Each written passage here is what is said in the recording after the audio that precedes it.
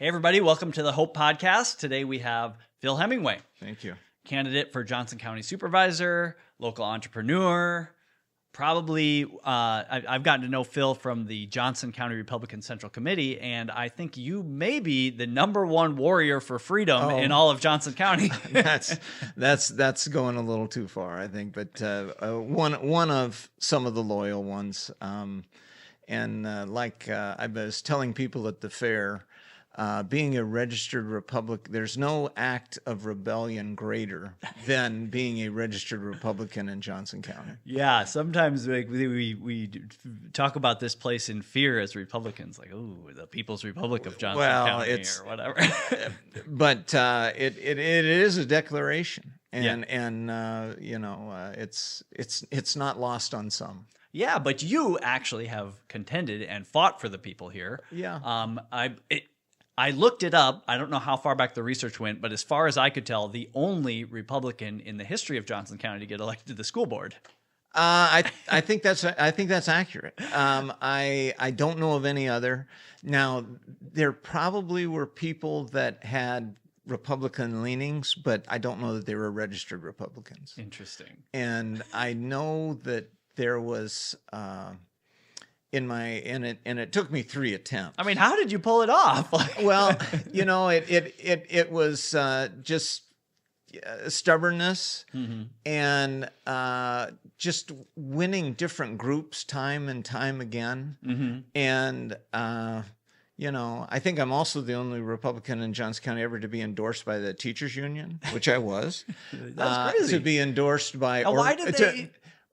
Well, okay. The reason I got endorsed by the teachers union at the time, the gentleman who was the head of the teachers union had real issues with the superintendent. Okay. And I was the only community member who would come to the meetings on community comments or speak to agenda items and things and publicly challenge the leadership of the district and the superintendent. Okay. So he saw that. And it was like, this is the guy we want on there. This is the guy that's talking about money. And this is a guy that's talking about expanding curricular opportunities and offerings for our students. Wow. And, we got to be good friends. In fact, we later on served together. Wow. That way. I also was endorsed by organized labor in Johnson County. Wow. Jesse Case and I had a very good relationship that way. So, it just people got past the consonant after my name after a while on the public education. And when I was speaking at board meetings, that was before it was in vogue. Yeah, before all the trans and all that made everybody go into a panic. And COVID and things like that that spurred a lot of people coming in and they're kind of discovering it and that. I mean, the first meeting I went to and spoke to, I was there to speak about the home building program. What year would this have been? Oh gosh, that's tough. I think it would have been maybe 11 or 12. Okay, 2011, 2000. But that gives us a range. It's way back. And the easiest way to find out is when they did away with the home building program. Yeah, but we're talking about 10 to 15 years ago. Oh, yeah. So you're there. Yep. You said, I'm going to talk about the home building program. Right. I went in and it's like, this is a great program. We can't be doing this. And what was it? People probably forgot. No, it's back in the schools now. Okay. And it's a tremendous thing because it's a who's who of entrepreneurs and contractors and solid members of our community. Okay. What it was is a student-built home program that was collaborated with the Home Builders Association, where they would get a parcel of land. They would front the money to start the project, build the house. The students provided the labor. They'd bring in contractors to do the things that need to be coded and things like that to observe. You bring in an electrician to watch over. Yeah. They'd learn the whole process of building a home. The house would be sold. The money then was reverted back to the next year to do the next one. Neat. Well, it had gone on for 39 years, and they did away with it in what would have been its 40th year. Wow. Instead of celebrating, you know, we're building the 40th house in our community, and talk about something that, you know, all it does is add to the tax base. Well, and you look at rewind now, looking back, Yes. like these types of jobs, if these kids were doing, you're making $100,000 a year. You can make as much more than as you want, basically, with overtime. You can, and by the way, we have a huge shortage of electricians, of carpenters, of concrete workers, of all of these plumbers, all these. Exactly. And AI isn't going to replace any of them. No. Yeah. So it was tremendous. So at the time, the board was eliminating it because it was $60,000 a year for the instructor and things like that. It was trying to save money. They're trying to save money, and they would always say, "Well, there aren't a lot of kids involved with it." Well, you can't have 50 high school kids standing around a construction site, whizzing around with hammers and power tools. No, it is a small hands-on group that the instructor can work with a handful of students, get them on a task. Probably the highest quality learning they had in their exactly. So that was what got me there. I also started, you know, just addressing the lack of vocational education that we'd done away with. Yeah. Because that was back when, you know, Clinton was big on, well, everyone's going to college. Everyone needs to go to college. No. We need to be a service economy. Right. Exactly.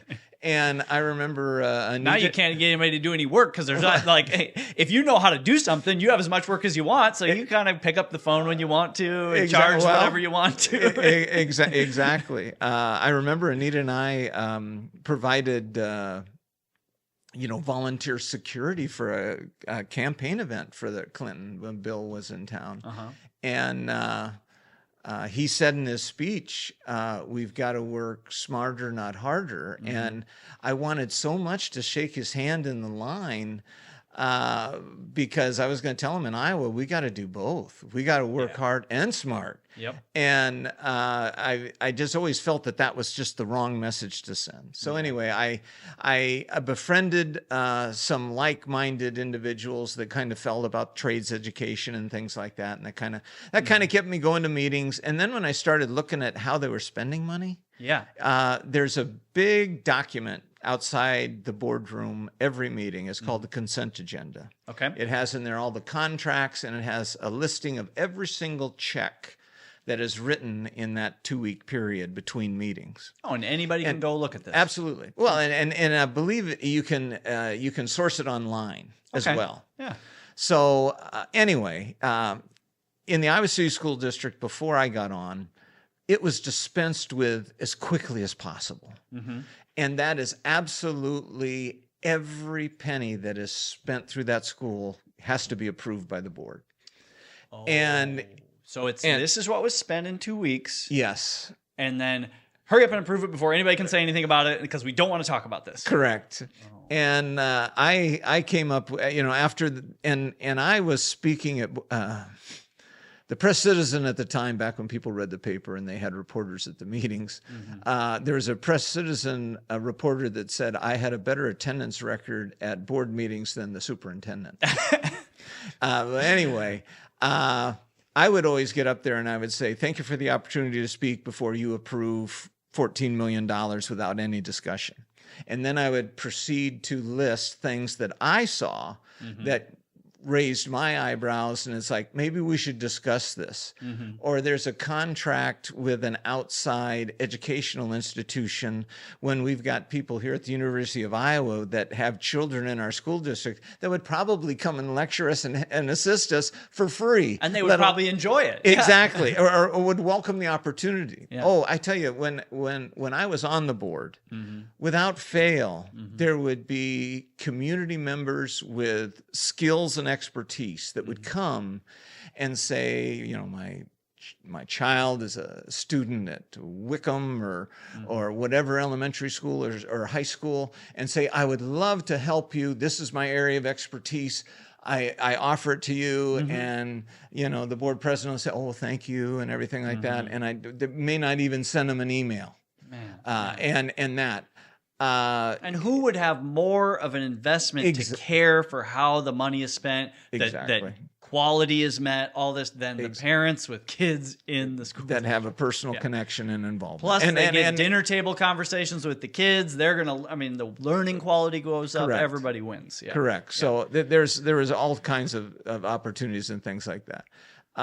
When I was on the board, I was chairman of the finance committee. How many people are on the board? 7. Okay. Right. In the Iowa City School District, because there's 7. They want to have a number that, doesn't tie, that type of thing. Yeah, you need odd unless number. someone abstains and there's 3 on 3 and one abstains, then you got to tie. But anyway, they put me on that mainly thinking, okay, we've gotten Phil in a corner. He'll just play with numbers and he won't be a problem. Well, I requested that I not only see what checks are written. Now, a community member gets to see the checks that are written. And all that is the company, the date, and the amount. Yeah. And there may be a brief description for what it's for. Yeah, the memo. Exactly. Yeah. Well, as a board member, I got the invoice. Oh. And I required that they get all the invoices for that 2-week period.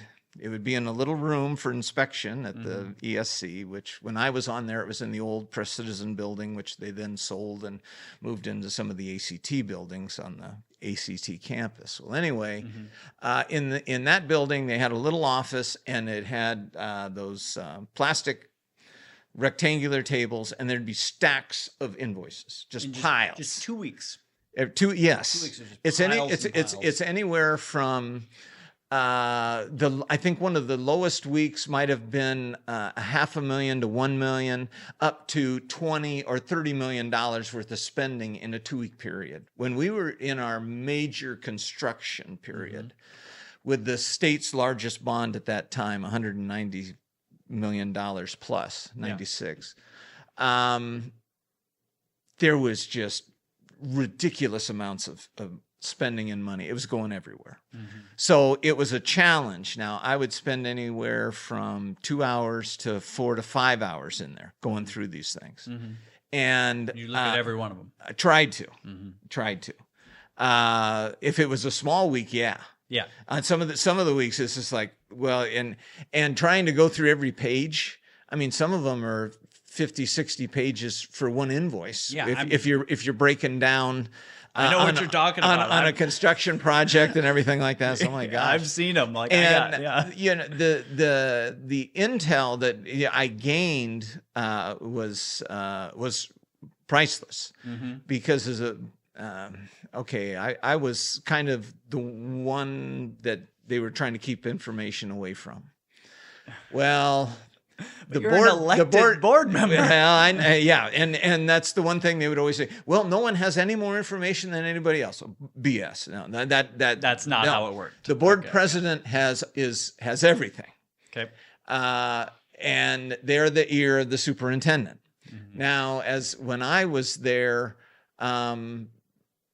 they had a legal representation. That I had some issues with. And the only time I could really see what was up was going through the invoices and reading between the lines on what he was being hired to investigate. So I could see in the bills, he was billing out hours for this. Oh, that's what they're working on, but they're not telling us about it yet. So the board hired an attorney? Oh, they always have one. Okay, so large districts have legal counsel. Sure, because it's and so much of it is what do you call it? Defensive legal representation, just to protect themselves from lawsuits and things like that. So they have this legal consultant that is always on retainer, and they can do that. Well, the superintendent and the board president are the ones that can kind of get this guy to do things for him. I could not. He would not even really want to answer. He wouldn't want to tell me what he's even working on. And so they would use him as kind of their go do this guy. Exactly. Okay. Well, exactly. Okay. And that's not immediately available to everyone. And so what it looks like on an invoice is an invoice from a law firm that just says 12 hours of doing this. So much time was put toward this project. So then you would read that, and I would go through and I would sort out what it was about. What the heck is he working on? Right, here? Exactly. And so there's a way to kind of get around those things. Yeah, you got to know how to read it. Exactly. Yeah. But and I tell you, I served with a tremendous CFO, Dr. Craig Hansel. When I was on the board. He was the CFO of the school district. Okay. And you could say he's the gold standard statewide. Really? And he's he retired or? Yes, he retired when I was still on. Okay. And but he was phenomenal. Mm-hmm. Now we didn't always see eye to eye, and we butted head on things. And he called me out on some stuff, and I got to admit he was right. Okay. But just a tremendous individual. Very diligent, very hardworking, very smart, and I benefited from having the community benefits from that. Any look 100%. At it now, just shows when you have that lack of attention to detail and expertise. Yeah. And believe me, there is nothing more convoluted than school finance. If they could make it any more difficult, I don't think they could.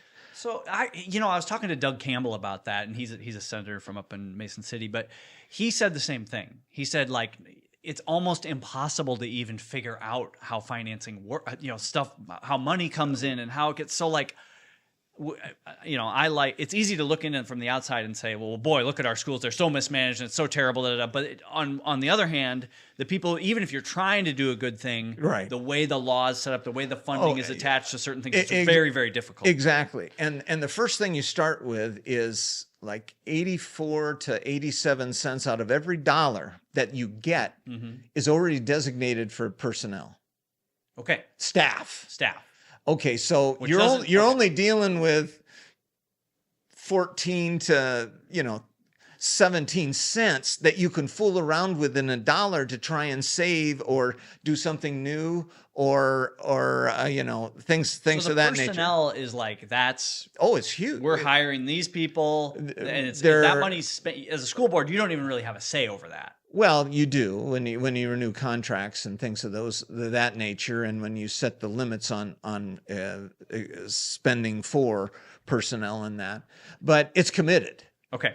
So the excess which you're working with is very limited. So, and you can't change that. You can't say, this next fiscal year we're going to do 75 cents for personnel and 25 cents for. Well, it's going to be real hard, especially with they have a very strong lobby.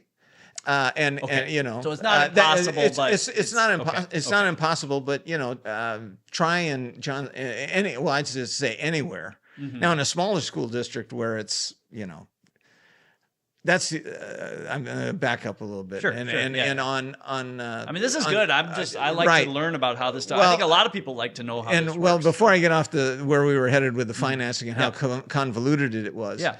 I attended board meetings for 6 years before I was elected and became a board member. So I was speaking and attending and learning as I was in the room. Mm-hmm. There was a board member, and I believe it was Mike Cooper. He worked for Parsons, had a master in business or something. Anyway, Parsons Technology, yes, Bob Parsons' company. Yeah, very smart individual, very sharp. He was moving.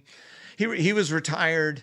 He was serving on the board back when board members wore suits to meetings. Well, anyway, when he was leaving, he said the most truthful words ever spoken by any board member, myself included. When he was leaving, the last thing he said is, "In all the years I've spent trying to understand school financing, I still don't understand it." Oh. And it is a very complicated in that you have these specific spending silos or pockets of money that you can spend from. The general fund, which you pay your personnel out of, is a large pot, but it's also the only one you can really pay your personnel out of. Okay. Now, you can use that to spend on anything. It's the general fund, hence the name. But you have these specific categories, and that's what gets them in trouble, is when you aren't going out of the right silo, you get out of whack. And so if you're paying for substitutes that's supposed to come out of a special fund. So you can have a special fund for substitutes. Well, yes. Sometimes you have financing you can take from other areas. And you might have like a playground thing or a right. And building improvements. It's not just like, okay, one big pot, we draw out of that and pay for things. Mm-hmm. Specific areas are where that money is supposed to come from. And if it doesn't come from there, it throws everything else out of kilter. Yeah. Especially when you've only got that 13 to 17 cents you have to work with in the first place. You pull money out of the general fund to pay for a new air conditioner, and now there's not enough money to make payroll or something. Exactly. Like that. Yeah, And that's, you have your Pebble funds, you have all different types of things. There's one that a lot of people don't know about, Perkins funding, which is specifically for industrial arts curriculum. And in fact, anything that's purchased with Perkins funds, if those assets are disposed of, mm-hmm. that funding is supposed to go back into the Perkins fund. Now that's one that interesting.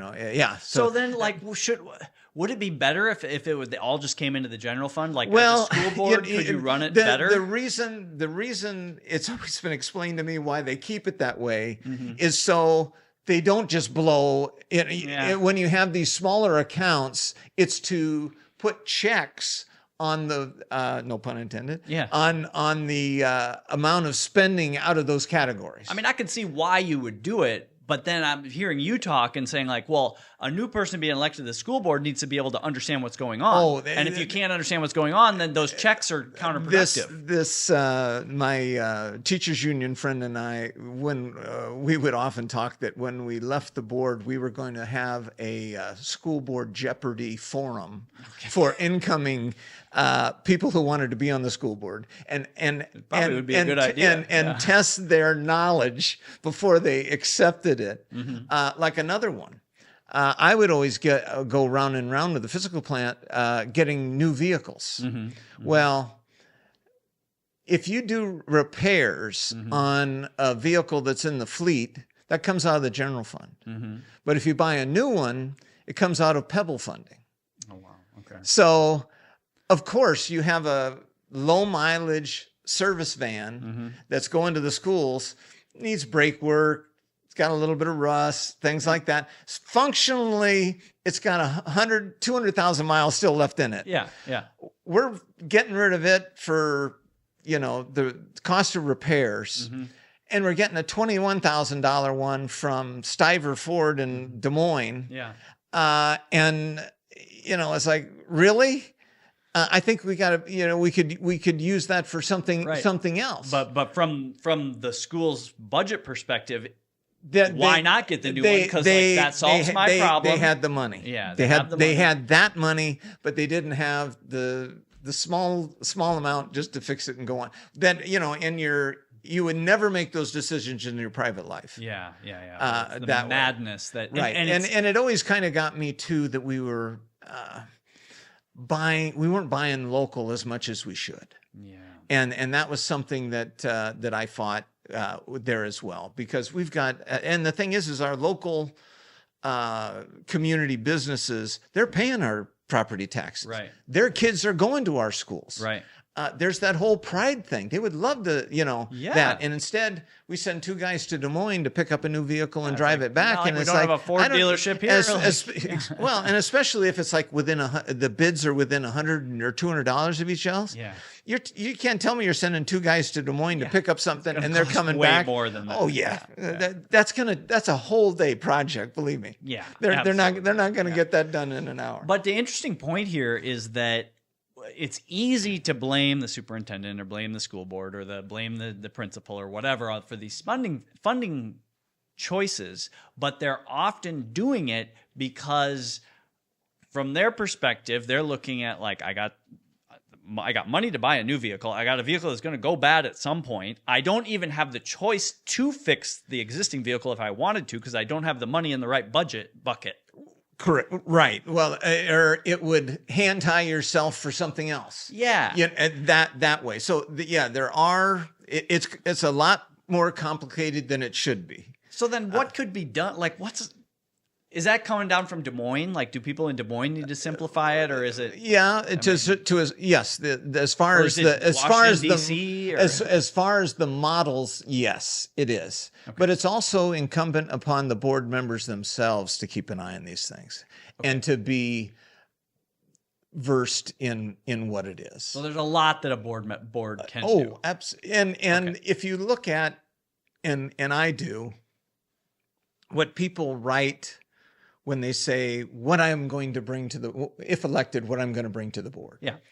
And a lot of times it's, I'm a huge proponent of fine arts, or, I'm a huge supporter of certain type of curriculum or things like that, or mock trial or something along those lines.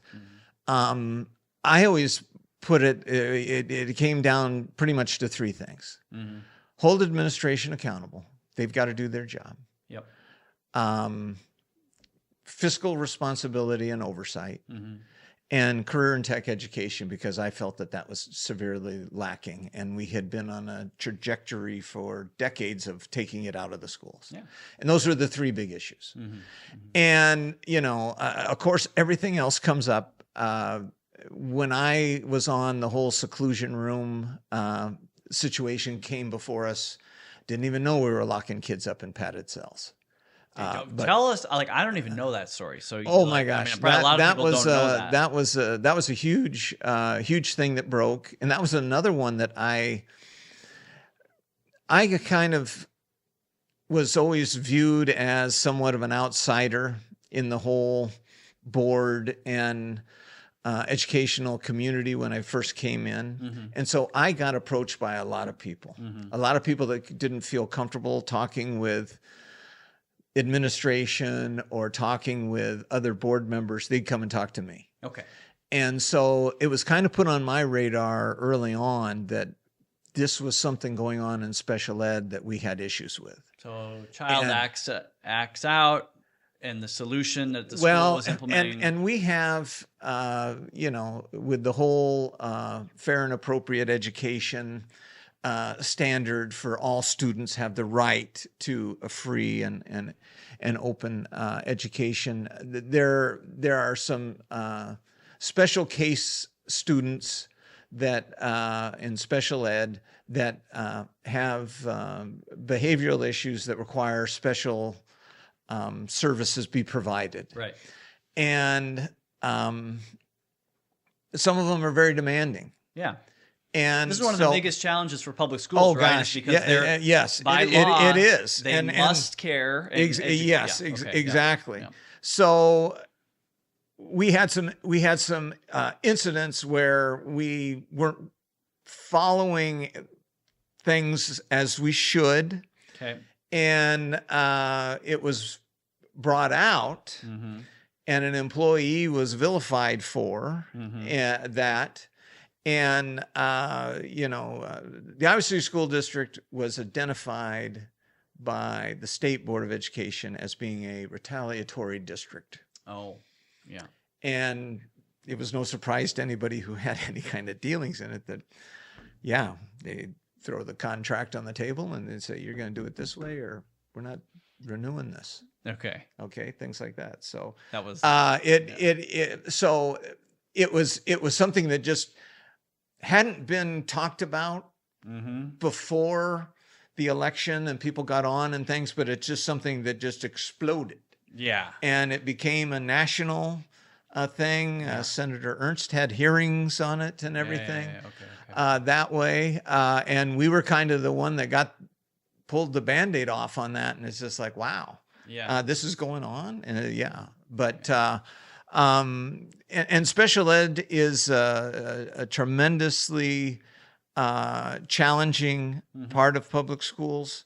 And the people that are in it are phenomenal individuals. They work diligently to do their best.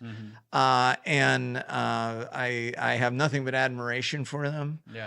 One of the things that was able to happen when I was on the board is a permanent home for transitions, which is a part of our curriculum where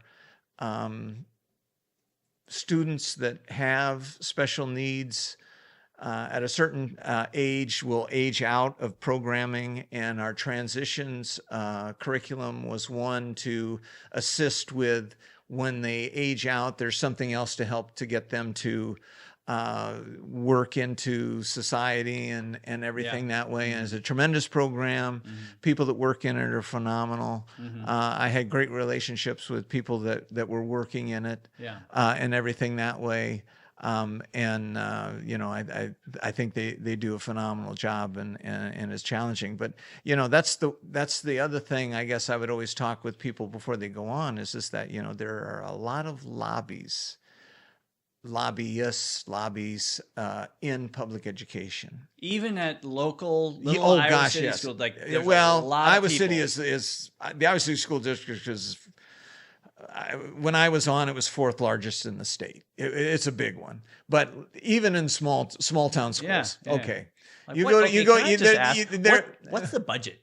How much money goes through Iowa City School District? Spending authority is $400 million in a year. Yes. Oh, okay. Spending authority. Now that can include, you know, you got an operational budget, you got a construction budget. You have it dwarfs everybody else. Yep. Dwarfs the city, dwarfs the county. Okay. So the city of Iowa City might be 100 million or something. Oh, it's probably closer to 200. But you're still talking about it's double that. And way more employees. Yeah, I mean, when you look at how many employees they have, and I would always that's why, you know, with my information, I'm always going to, you know, look at what these guys are getting paid. Yeah. Okay, how many employees do they have? Right. Fifth? Yeah. Fourth of what school district does? Yeah. The budget is half, a third, and they're getting $100,000. You're talking about when I served on the school board, there were 3 perks you got. Mm-hmm. You got into athletic events at home without having to be charged, although I paid. That's probably $8 or something. Well, you can hand your child their diploma when they graduate, although my daughter had already graduated, so I didn't get that honor. And you get a $20 plaque at the end of your service. Now, I voted against my $20 plaque because it was an inappropriate use of district funds. Well, good for you. Thank you. But I did all of that and all of the auditing of the bills and everything for free. Yeah. That was volunteered. And anybody who's on the board and says, oh, it's a thankless job. No, you get thanked. We get thanked by community members. Yeah. But I got called everything but a child of God being up there. And you've got to sit at the board table and have people come in and call you an idiot and stupid and things like that and go on. And all you have to do at the end of it is when they're through with their comments is say thank you and send them an email and say thank you for coming in and sharing your concerns and that. But it's voluntary. Is it still today? So Iowa City absolutely. Absolutely. You run for the school board, you don't get paid for it. Oh, no. But you got No. Yeah, okay. You don't get paid. But you're also supposed to do your job. Yeah. It's an elected office. Yep. Which means you have a responsibility. Exactly. And I believe it was Jefferson that says that if you assume a public trust, you become public property. Yeah. And I always felt that I owed it to the community, that I do the best I can. Yeah. That's why I devoted a lot of time to it, and tried to educate myself into everything. When I was on the board, I still had my business on the east side of Iowa City, and I had an open house every Friday from 12 until 1, although many times it didn't end until 5 or 6, where anybody in the community could come and talk to me. Now, also did visits to schools. Anybody who wanted to speak, I always made an opportunity to speak with them. My phone number was available. Anybody wanted to call me, That's why on all my information, that's my cell phone. You can call me. Yep. That type of a thing. I don't really like email and things like that. I'm last on the route, so my email doesn't get to me until they go to the neighbors and everything.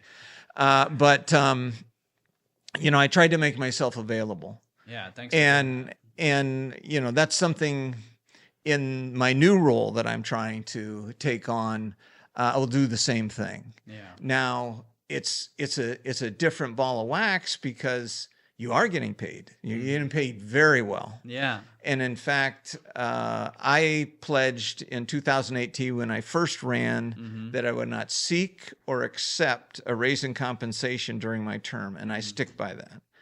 I will not take any more than the 71 that they were taking there. I'd like to make it even lower to go, but I need I need fellow board members to work on that. Yeah.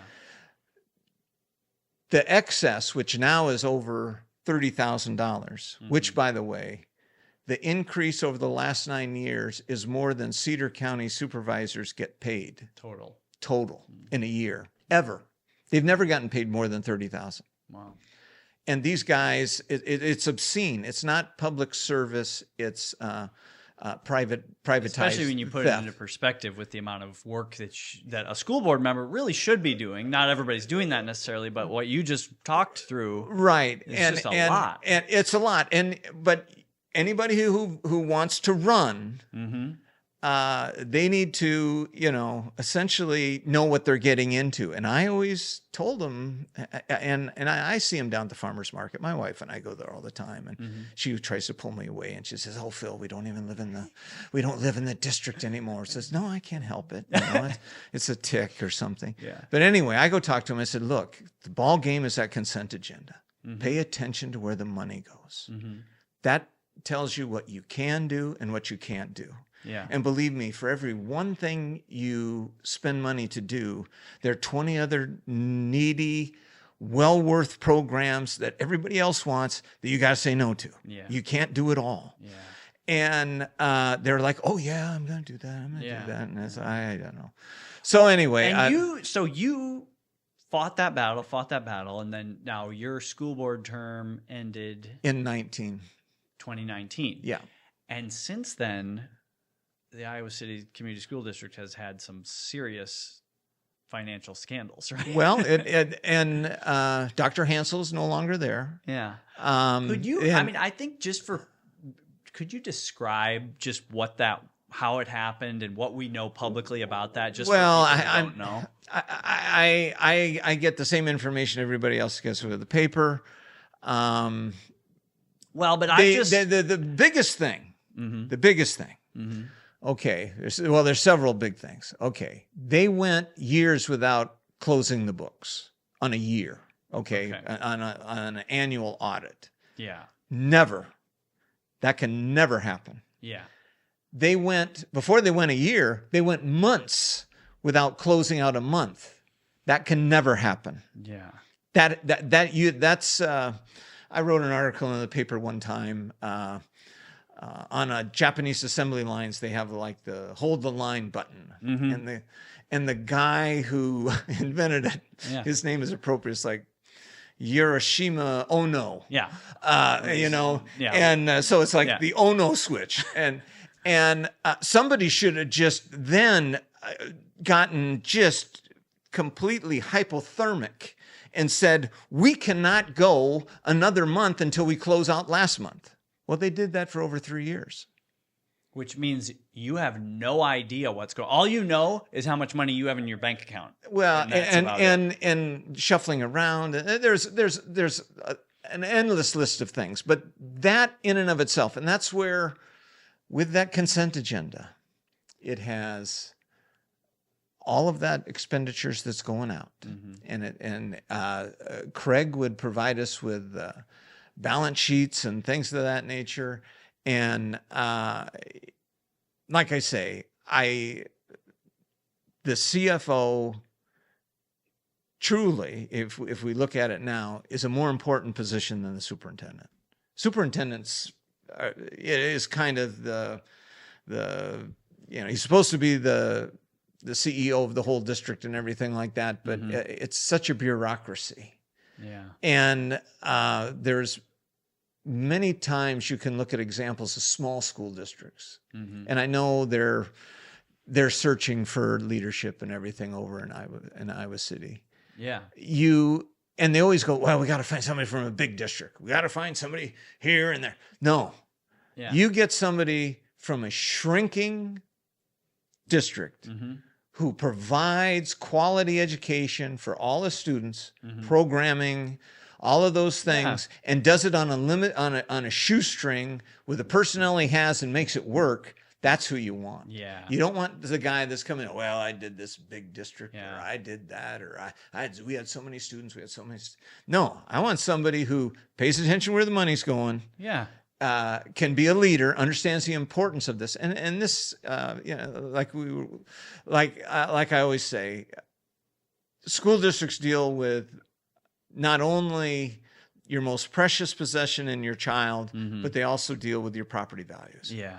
And you can't have a district that goes so far off the rails that it's affecting not only what kind of curricular opportunities your students are going to have, but also what it's doing to your value of your property, your ability of the community to bond. Yeah. And when a local bank turns you down for a temporary bridge loan or something like that, that's not a very good. How did it come to that? Well, by not pulling the switch sooner. The oh-no switch. The oh-no switch. We needed the We oh-no just switch. needed to stop the line. We're not going any further. There were enforced discipline. There were board members that didn't like me because they thought I asked too many questions. I don't think that that's true of anybody on there right now. Yeah. And it's not just now. Now they're all asking questions. Okay. What were they doing 3 years ago? Some of them went through re-election. And they've got to examine their own culpability in this. Yeah. Because they are the auditors for the community. They are our representatives. Yeah. They're the ones that have the institutional knowledge and are intimately there with all of the information before them. They're the ones asking questions. Yeah. Shouldn't be all the people in the audience that have to come up there in community That's comments. Why we elected you. And yeah. Exactly. Yeah. And I mean, it wasn't a random selection. They campaigned and fought for the position. You're in there. Yeah. Do your job. Why did you fight for it if you weren't willing to fight for to do the job? When Hills Elementary was on the vote for being closed, I went to that meeting. And I held the consent agenda up in the air. And I said, this is the ball game. This is the ball game. And I said that you haven't done your job, essentially, I'm paraphrasing, to prevent this from happening. And we made a promise to that community. It was the one that was left off the huge bond. And we said, well, we're going to come back and we're going to take care of Hills. Well, they took care of Hills. When we had a meeting with all of the leadership of the district, they did a big bond issue to fund building other elementary schools. Yes, oh yeah, replacements and new upgrades, and whatever. New elementaries, and upgraded all of the facilities and we air conditioned all of our schools and that. But Hills was left on the outside. It says we just don't have enough to do Hills. Yeah, bull. Yeah. We could have, but anyway, we went down. And we said, okay. That's horrible. How'd you like to live in Hills? Well, and the thing is Hills was on the chopping block for decades because they'd always complain, the enrollment is too small or the water was too bad. Well, the community spent money, upgraded the water. The water's fine. It spent a lot of money, a lot of effort by a small town to get their water situation taken care of. The school district didn't pay for it. The town did. Town did. Yeah. The other thing was, the enrollment's going down. Well, you can fill or empty a school just by attendance zones. They do that all the time. They'll say, there aren't enough kids going there. Well, because you took the kids that used to go there and you shipped them somewhere else. So it's easily done. Easy problem to solve. So they can, exactly. You could fill it. We went down there with physical plant, administration, all the board members, had a meeting with them, city council. We're not going to just renovate the old school. We're going to put in a new one. That's what you told the Hills. Yes. Okay. And there wasn't a single board member that objected. And they were probably like, great. Exactly. And we were going to do, I don't know if you've ever been to Lone Tree, but Lone Tree has a beautiful community gymnasium that's attached to the school. And community members can come in and use it and things like that. It says, we're going to do this something similar in Hills. Yep. It just makes sense. Nice small town.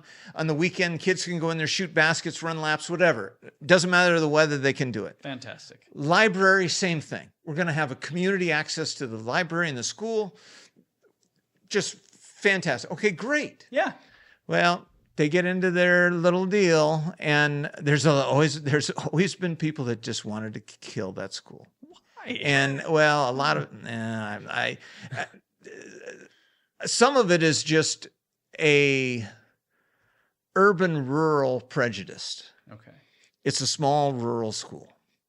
Also has large ag business in the town. A lot of people don't like ag in hard to believe. Johnson County. Oh, really? There are people that hate agriculture. That's weird. Yeah. And after growing up on a farm between Morris and Oasis, it seems weird to me that, like, I guess I'm learning a little bit about school districts right now, but like Iowa City Community School District has a say over what happens in Hills. Shouldn't Hills have their own? I mean, I guess it all rolls up to high schools. It's part of the Iowa City Community School District attendance zone. Sure. It falls in it. Yeah. Okay. Yeah. So, and it was the only small rural school in the district. Yeah. So that was something on people's radar too. Okay. Well, anyway, I was at this meeting where they were voting to close it, and I held up the consent agenda and I said, you guys have failed and everything like this. And I said, you have to be paying attention. And one board, because they were just to clarify, they were closing it because of a lack of funds. Correct. And they were saying they needed to save money, even though they weren't getting rid of any staff. But you knew where the money was being spent. Well, I knew that many times when you're getting the story, there's, as Paul Harvey would say, now the rest of the story. Yeah. There was more to the story than what was being revealed. Okay. Yeah. And I'd say any forensic audit in the past would have to be taken under the lens of what we know now that we didn't know then, with how the district was off the tracks. Okay, what year was that? Do you remember? Oh gosh,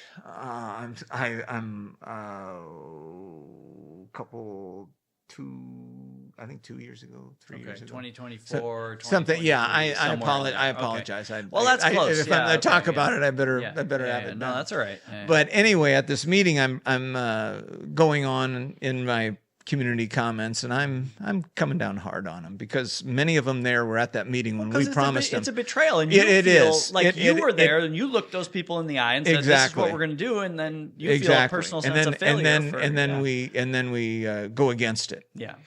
And sometimes districts don't recover from that. Mm-hmm. But anyway, so I said it. Well, later on when they're talking about the vote, and all 7 of them blamed it on the state. Oh, we don't get enough funding. And believe me, every time the school district has what they call their legislative priorities for the year, I can tell you 30 years from now, it's going to be not enough state funding for public schools. Right. That's always their number one priority. People, in my experience, people who are always after more money are about the same thing as like money's an addiction. Like, I mean, it's the same thing as the guy that's always needs another drink or always needs the next hit of heroin or whatever. I mean, it's just like, there is no amount that is enough. It's an insatiable. Correct. Well, I always approached it it wasn't that we weren't getting enough. What are we doing with what we're getting? Yeah. And how can we be the most efficient with what we have? I mean, sure, it would be wonderful to be swimming in it, not to have to make the tough choices. Yep. But when this is what you're getting, and you know what you're getting. Yep. We have to, budget accordingly, live within our means. Right. It's like we have to in real life. Yep. Well, anyway, at this meeting, this person gets up and, didn't get up, but I mean, they were speaking when it was their turn to speak. They said, and the guy addressed me and says, "Phil, I don't have time to do it." And I'm like, okay, then this was a school board member at the time. Mm-hmm. And I was like, yeah, I should write a letter to the editor and say, well, if you don't have time to do it, you should resign. Well, I wish I had in retrospect. within a month. Within a month. That's your job as a school board member. I agree. Yeah, okay. I agree. I agree fully. That's why. Why did you run for the position? That's why I was scolding him. Yeah. Well, anyway, as Paul Harvey would say, the rest of the story. Like within 2.5 months, he resigns and gets a 6-figure salary with the district.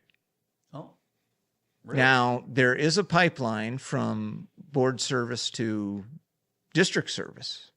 Like maybe you scratch your back, I'll scratch mine kind of a deal. I'm not saying that, but I'm saying it sure as hell doesn't look good. Yeah. And now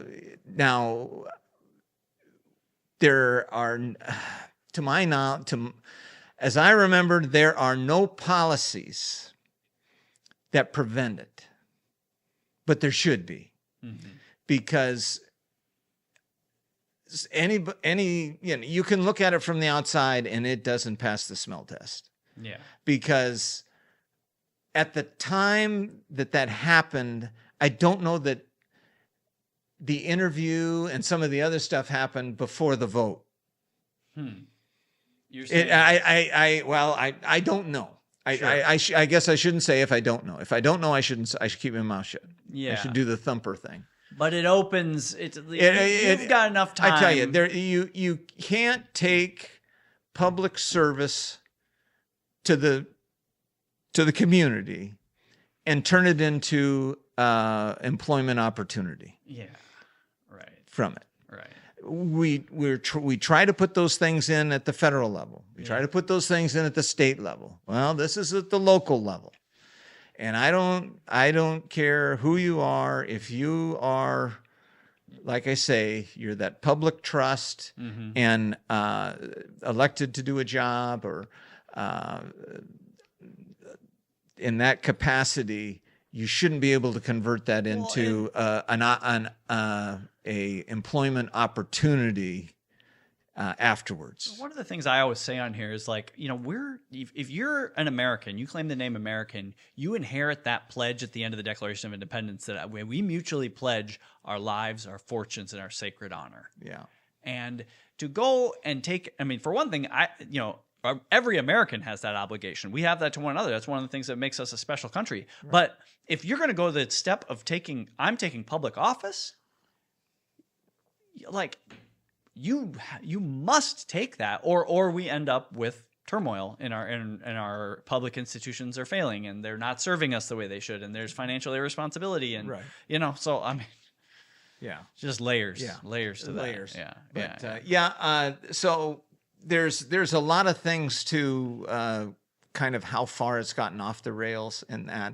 Yeah, so that's almost like just the beginning of it, because I mean, some of the things I've heard other people say at these central committee meetings when some of the people who have investigated it. I mean, is it true that they took money from employee HSA accounts? Did you know anything about that? There's like I say, it's a huge thing. It's a shame we don't have the investigative reporters we used to have in the past. Yeah. And the local media, the big headline was that they found there was no criminal fraud. Yeah, right. Okay. Well, that's reassuring. Yeah. But no, there's all kinds of things with, they were hiring people. They didn't know how many they hired, and there was charge cards. They didn't know how many people had charge cards and things like that. Now, some of those things go back to even when I was on there. It was difficult to get reporting on some of the expenditures. Mm-hmm. And I remember one time I was harping on a thing because when staff would go for a conference or something somewhere, they have a stipend. And I was reading all the bills, so I saw what they were eating. And so they'd be, it's like, gosh, everybody eats really well when they're out of town. And I can remember having discussions with Hansel. And I said, would there be anything wrong if, we limited them to like a $5 Subway and things like, instead of the buffalo burger and the shrimp cocktails and all of that. And, it's just, Yeah.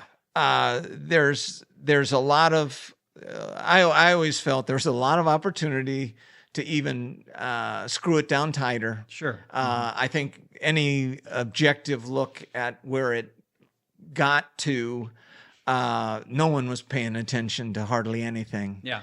And it just got way, way off the rails. And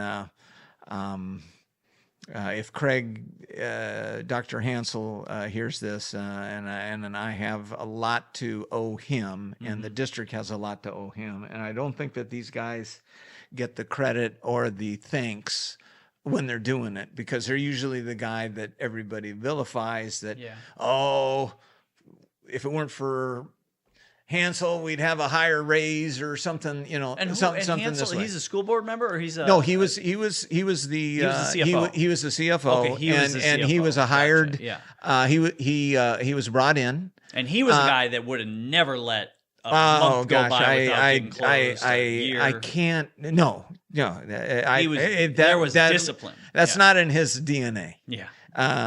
He was years ahead, not trying to catch up. Yeah. And he would always share things with me that he would, you know, when we would be in discussions on money, and he would say, you know, and he had, like I say, he's just phenomenal financial mind. He would say, you know how many more teachers we could have if we did like this district or that district? And it's like, wow, that's significant. So yeah, Iowa City is unique. We all value education very strongly here. The teaching community, being in the town of a Big Ten educational college, there's great emphasis on education and that, and we have tremendous. We have the luxury of having choice at graduates in the community, like Iowa City, want to hang around, that type of a thing. So we have a tremendous pool of highly educated and gifted instructors. So we got a lot of building blocks. Yeah, we're blessed. We're blessed with that here. Yeah, and a lot of communities would like to be in our spot, and that's the thing that, you know, I would.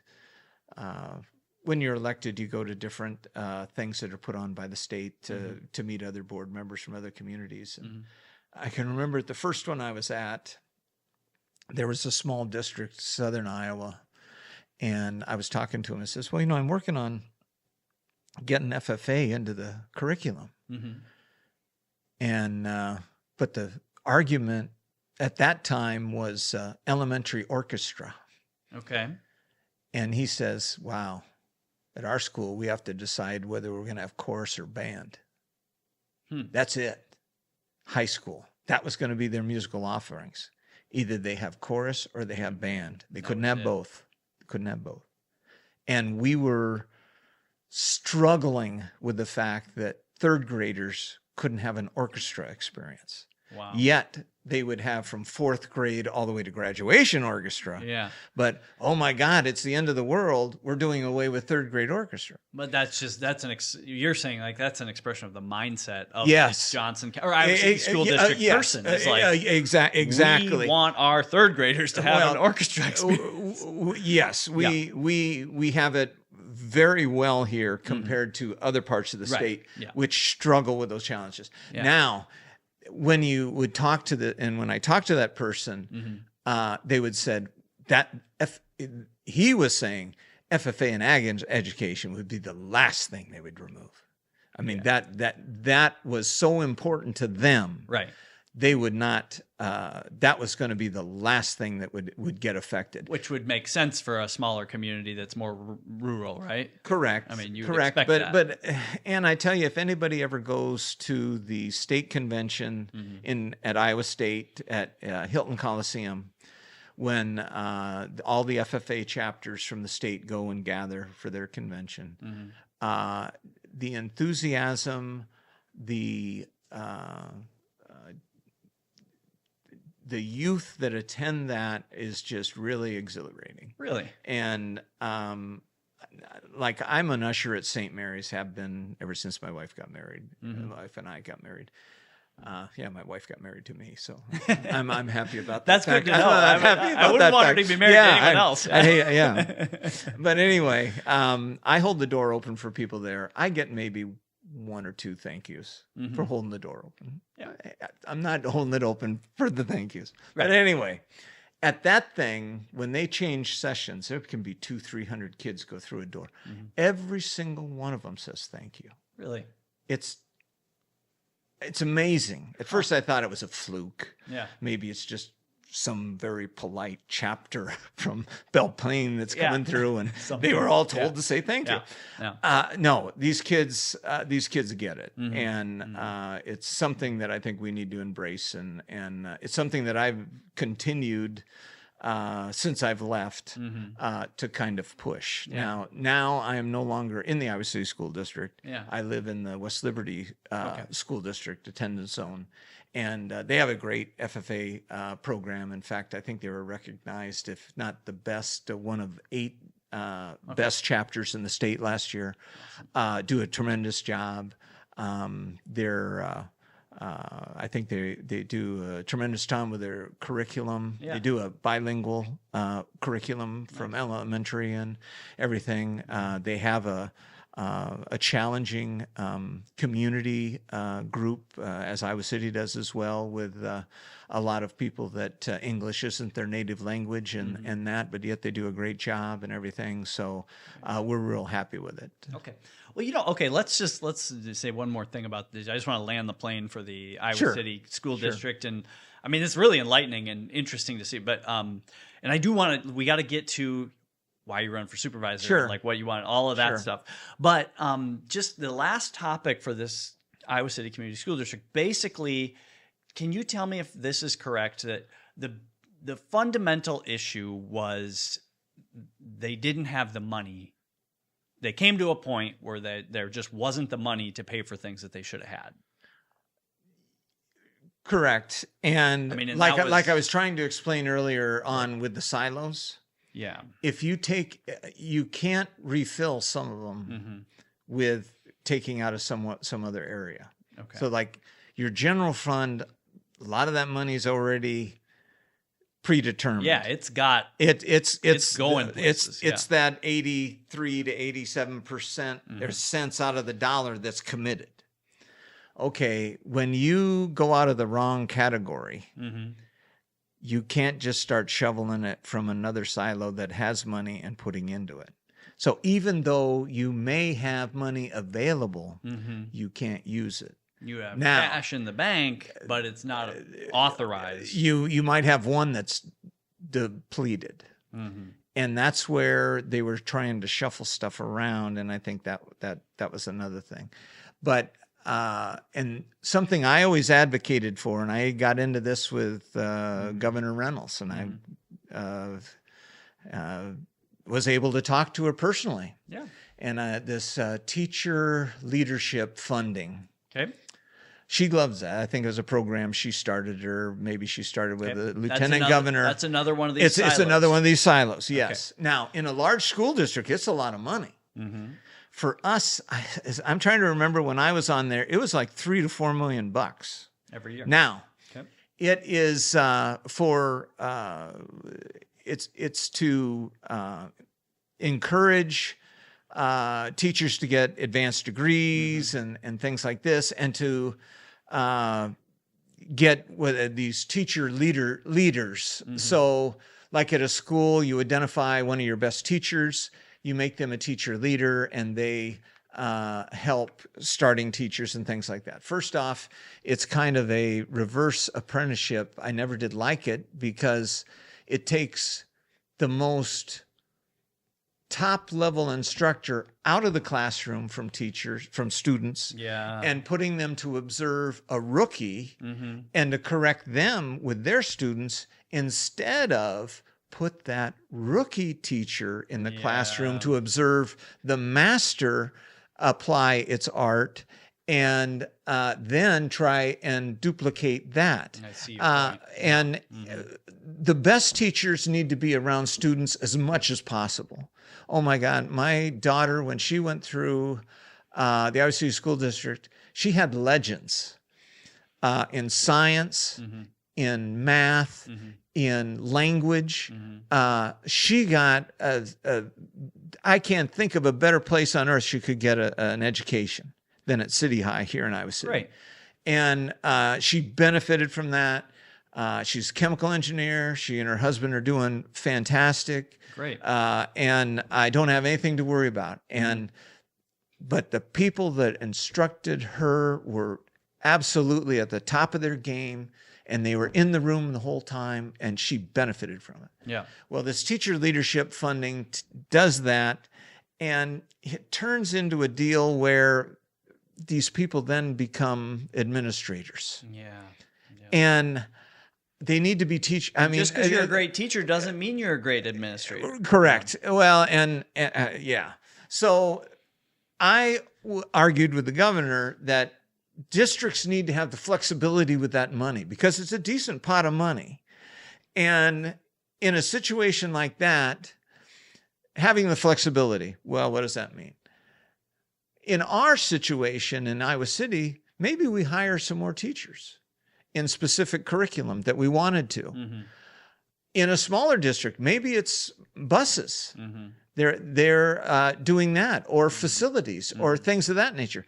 Give them the flexibility, because so much of this funding, other than the general fund, is so segmented in silos. You're really limited.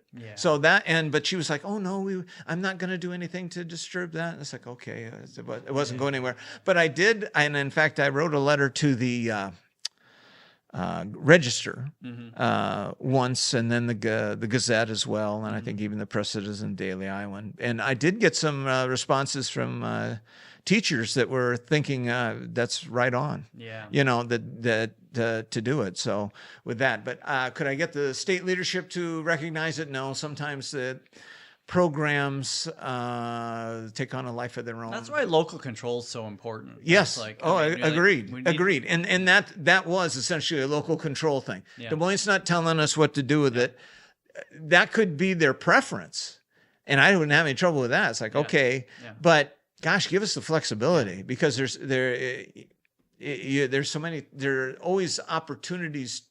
There's always opportunities Plus to do more. It would open up creativity where Iowa City School District could do it this way, and Cedar Rapids could do it this way, and and then you could get ideas from each other, and it just fosters creativity. So, anyway, the other thing I wanted to ask you about is because this is relevant to the governor's race.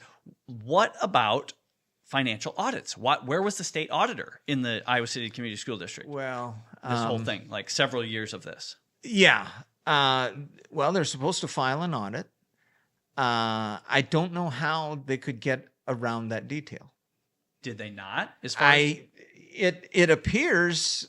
Well, I shouldn't say it appears.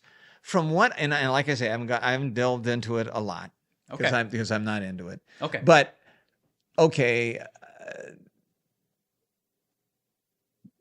We would do a independent audit of the year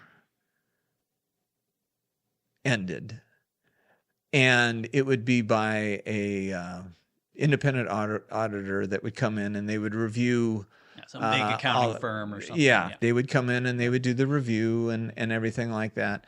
How they could get by without having that, I don't know. If you didn't close the books for the year, you can't do an audit. It's impossible. Exactly. Literally, that's if you didn't close the books for a month, you can't even start it on the year. Right. Yeah. So I don't know.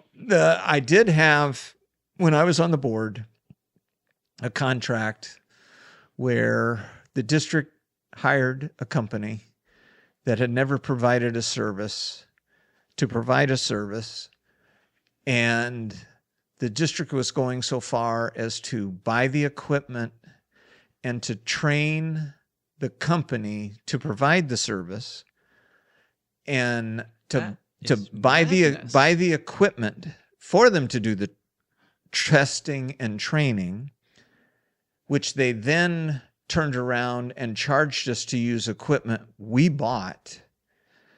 And I referred that to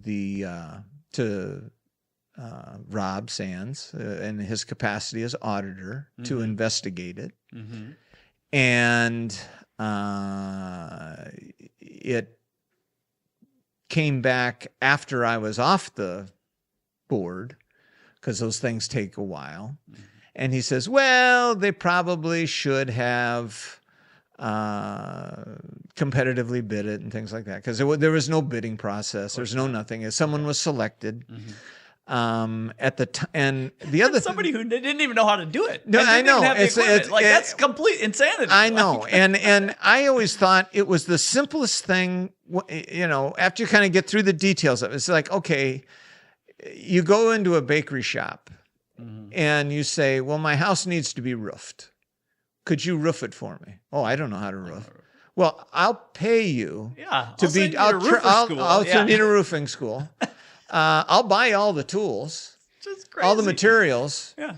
You can charge me for the tools when you use them. It's total madness. And that, and the other thing on top of that, at that time, it pertained to playground surfaces.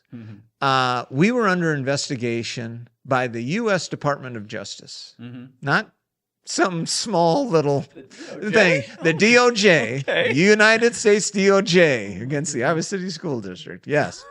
And essentially, we were trying to get a favorable outcome from getting this contractor. You always want a favorable outcome. You're right. The DOJ. Well, but I mean, in what they were doing.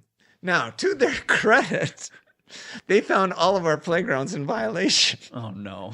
with the testing equipment we bought, and they charged us for, and everything like that. But anyway, and it was not a small amount of money. It was like $180,000. Yeah. Yep. And every single elementary school and all of this, and when the invoices started coming in, it says, "Oh my God!" And they charge you for the vehicle, they charge you for 2 people in the vehicle. It's almost like watching a Mad World. There's so many people that went to the wreck, so many people that were in the car, all that. So anyway, it was a big deal. I really feel that if. And Rob Sands looked at this and said, "Oh, and Rob Sands was the state auditor at that time." Now, when this first happened, when it was going on, I knew Mary Mosman too, who was the auditor ahead of Rob Sands, and I through Republican dealings and things had discussions with her and said, "Boy, we've got some craziness going on down here." And she said, "Okay, well, just let me know and everything." Well, she got voted out and Rob got voted in. Okay. And so a community member gave me his number. I spoke with him on the phone. I sent him the information. I brought it to his attention. Came back later. I didn't agree with how he ruled on it. And I almost feel, in looking at it now, if he had been a little heavier handed on the district, maybe they would have felt like there was an entity following up. He could have straightened them out. But since it was more like, nah, no big deal. I mean, that's what financial, I'm the guy, I run accounting and finance in my company, and we're a $35 million or something. So it's not a small organization. No, it's not. Accounting is where discipline is enforced. Yes. And when discipline is enforced well, it makes it easy for the rest of the organization to function and to thrive and run smoothly, because it course corrects. Correct. And nobody likes to hear it it's hard. Right. No, I always want you to tell me yes. But that isn't the right thing for the organization. It's not the right thing for a child when you're training them up. It's not the right thing for an organization. Right. It's not the right thing for a school district. Right. And that's why we elect an auditor.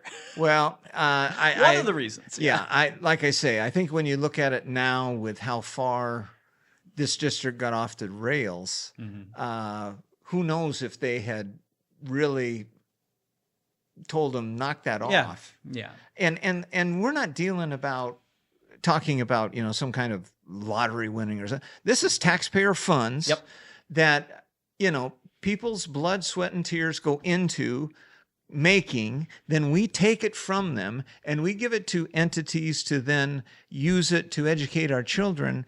And in my view, we squandered $180,000 of it on trying to get a favorable outcome on something that didn't turn out to be favorable. But anyway, and the upstart of this whole discussion on that one, there is a community member who provides that very same service who was not contacted. Or had the same abilities. And he happened to live across the street from a board member yes, and was known. He came, like I was talking in our discussions, was one that came to our meetings and said, and he came to my shop discussions. He said, well, I do this for a living. Yeah. And, in fact, offered his services. And he wanted to be a part of things. Just because his children went to school, was that great community member, like we have tons of them in Iowa that want to be a part of it, want to be involved. I want to help. I want to volunteer. And doggone it, no. We're going to hire someone who has no expertise, no training. We're going to buy them all the tools. We're going to buy them all the tools. We're going to train them up, and they're going to do it. And still, they ruled we were in violation. So anyway. That's which who knows? I mean, by auditing rules or some kind of because of how convoluted finance works in school districts, it may very well have checked all their boxes. But you and I talking about it. It's just it's obviously wrong. Yeah. Well, and the thing is there's limits on competitive bidding and things like that. And when you're dealing with tax money, taxpayer money, it's not your money. I mean, if it was, somebody and they want to go and do that with their own personal funds, God bless you, do it. Do whatever you want. Right. You can do it. You earned it. You can spend it however you wish. But when you're spending the hard-earned money of everybody else in the state, you should get, the lowest reasonable bid. Now, it's, that's the other thing you have to watch is when they talk about lowest bid. Well, like the movie from there's a movie that has a quote and it says, the Russian cosmonauts going, American components, Russian components, all made in Taiwan. and that's it's the lowest reasonable bid. Well, reasonable is a key word. And I served with a board member that was always the one with him. Reasonable. It's not just the lowest bid, most reasonable bid. Yeah. And he's absolutely right. I mean, it's well known among people who do road work for cities. Sure. You don't make money on the bid, you make money on the add-ons. On the change orders. Yes. Yeah, everybody knows that. Yeah. And getting to the county race. Yes. With our big... Let's talk county race. With our big jail project. Yep. Believe me, I've got experience with change orders, being involved with the largest state bond issue in Iowa public school history at the time. And absolutely, you have to watch who's the successful bidder. What's their history? Do they have a history of jacking change orders? Also, what are you building in the first place?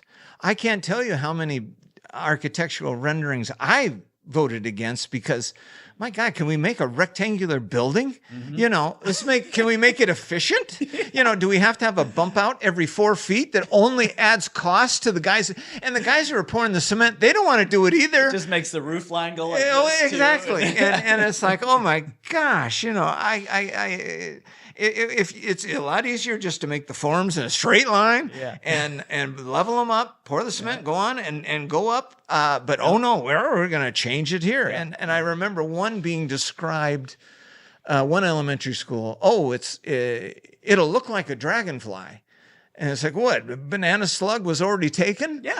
It's like, it's nuts. And if you don't watch architects will, everybody thinks of themselves as, Frank Lloyd Wright, and this is a masterpiece. Well, there's a story I read. I think it was Good to Great. You ever heard of Good to Great? It's Jim Collins' book. Okay. But it's a business book Okay. that me and my family were into at a time. But it was, I think it was Good to Great, but it could have been Great by Choice. So he wrote a few books about just best practices in business. And he's contrasting two steel companies.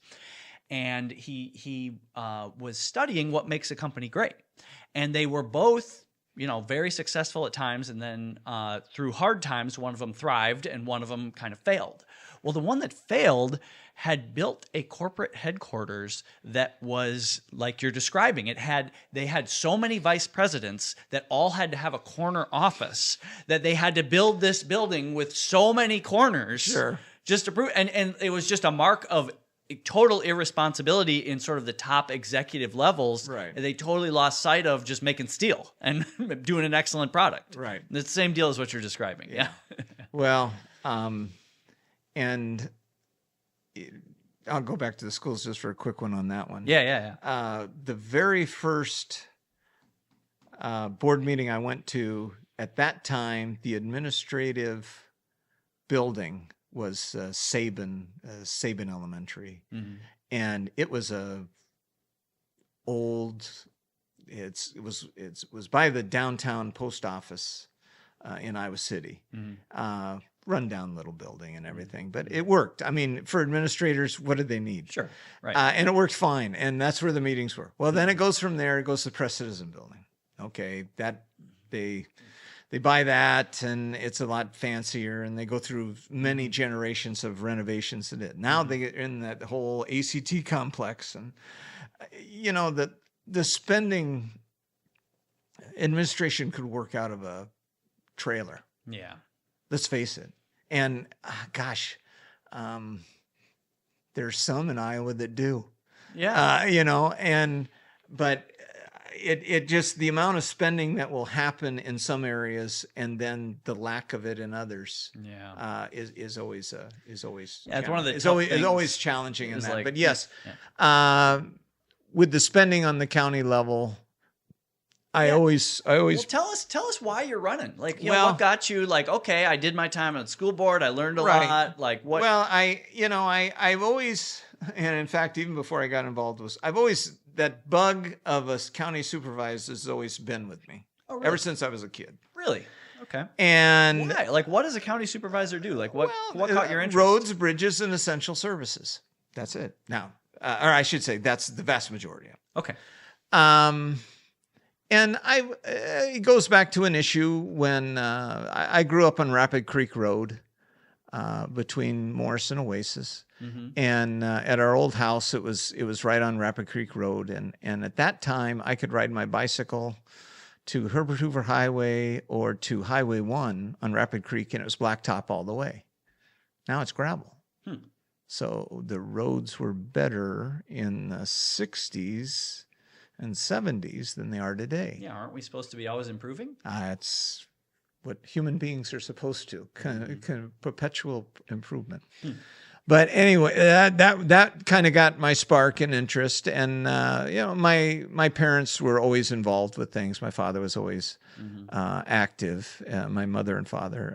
My mother worked Jim Leach's office in Iowa City many times. Worked for the Cooper Evans campaign and that. So we've been involved with that for a long time.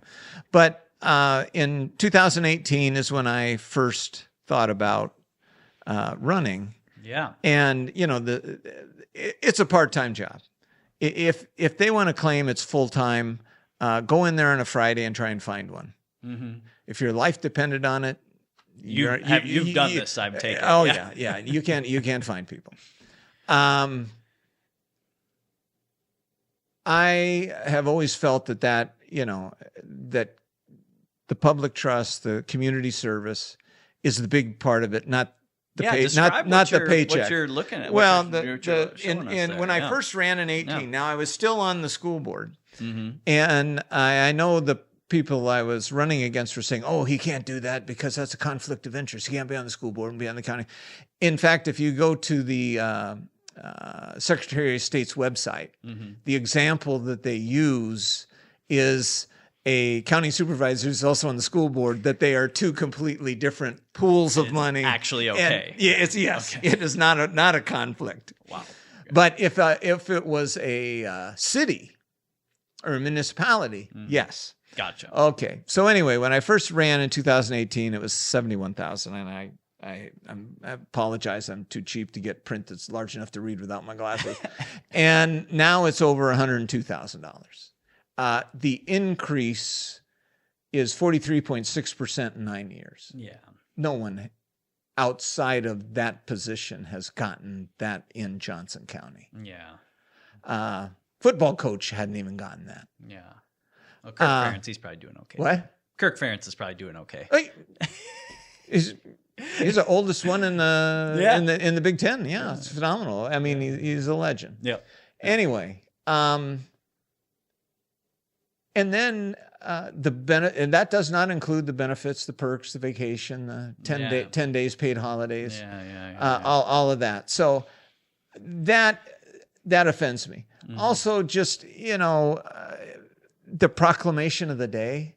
I'm sorry. I mean, we all have opinions. Mm-hmm. I'm sure. I got lots of opinions. I'm sure you got a lot of them. I do too. Yep. I can ask you yours. You can ask me mine. But I don't think, as a county official, the community served by, holding up paper or plaque, that this day is something, or we're making an international ruling. No. Right. It still hasn't improved the road on Rapid Creek. Yeah. It's still gravel. It's still gravel. Exactly. Somebody knew how to make it blacktop in the 60s, apparently. Yeah. And where did they go? Unfortunately, they were retired, and we haven't gotten them back. But, and especially now with the needs of the community, with the jail, and having some people there that pay attention to how money is spent. Yeah. That's where I think any objective view of my service on the school board would show that the community benefited by having a diverse group of individuals with diverse thought, backgrounds, however you want to view it. Oh, and somebody, I can tell you just you just don't want money to be wasted. Well, you want things to run right. Yeah. I'm a mechanic by trade. It's hard enough to earn it. Yeah. And then to squander it, especially when you have nobody wants to pay any more taxes than they have to. No. I'm no different than anybody else. Yeah. But we've got to be efficient with it. We've got to be effective with it. Mm-hmm. We can't squander it. Mm-hmm. But I think any objective view of what I was able to provide in that non-paid capacity. Mm-hmm. Another thing I want to do is I want to make sure that supervisors have office hours, mm-hmm. have a known schedule and a job description. It can be accessible to the community. Exactly. Yeah. Oh my gosh. And it's not just an email, or I'm only going to help the people that voted for me. No, you have to represent everybody. Right. And it's not just, I get elected in a district, mm-hmm. but I represent the entire entire county, every single one. Yeah, of course. And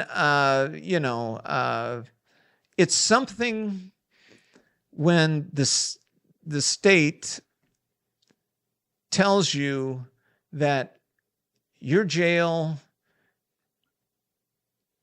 could be closed at any minute because it's unsafe for the community, it's unsafe for the staff, and it's unsafe for criminals. For crying out loud, not that I'm not, and they're not all, hardened, but there's a reason they're taken away from society mm-hmm. temporarily. Mm-hmm. The majority of them are going to get reintroduced, mm-hmm. But we got to be humane. Mm-hmm. And if the state can say, well, we might have to close it. Mm-hmm. Holy cow. At that point, you want to talk about cost and, what's fuel now? Well, I fueled up at Costco and it's substantial. Mm-hmm. And if you got to truck everybody somewhere else, Washington County or wherever. Mm-hmm. And you couldn't even intake people, right? Where did they go to? So you got to take them somewhere to book them. And then, house them, and then they're not going to go to trial there. They're going to come back into town and have to go before the magistrate. So right now, like we're in Johnson County, we're in a situation where the state has come, inspected the prison here, or the jail, and it's unsafe. Right. And they're saying if you don't fix it, we're going to possibly. Well, close it down. they're monitoring it. They could at any time say. Gotcha. And anybody who thinks, that's, they don't deserve good facilities or anything like that. Well, go down there for yourself. The sheriff and Sheriff Kunkel is doing a tremendous job. And anybody who feels that, he's out of line or he's wrong, go down there and tour it yourself first. Mm-hmm. And see for yourself the condition it's in and where it's at. In his vision of the future. Mm-hmm.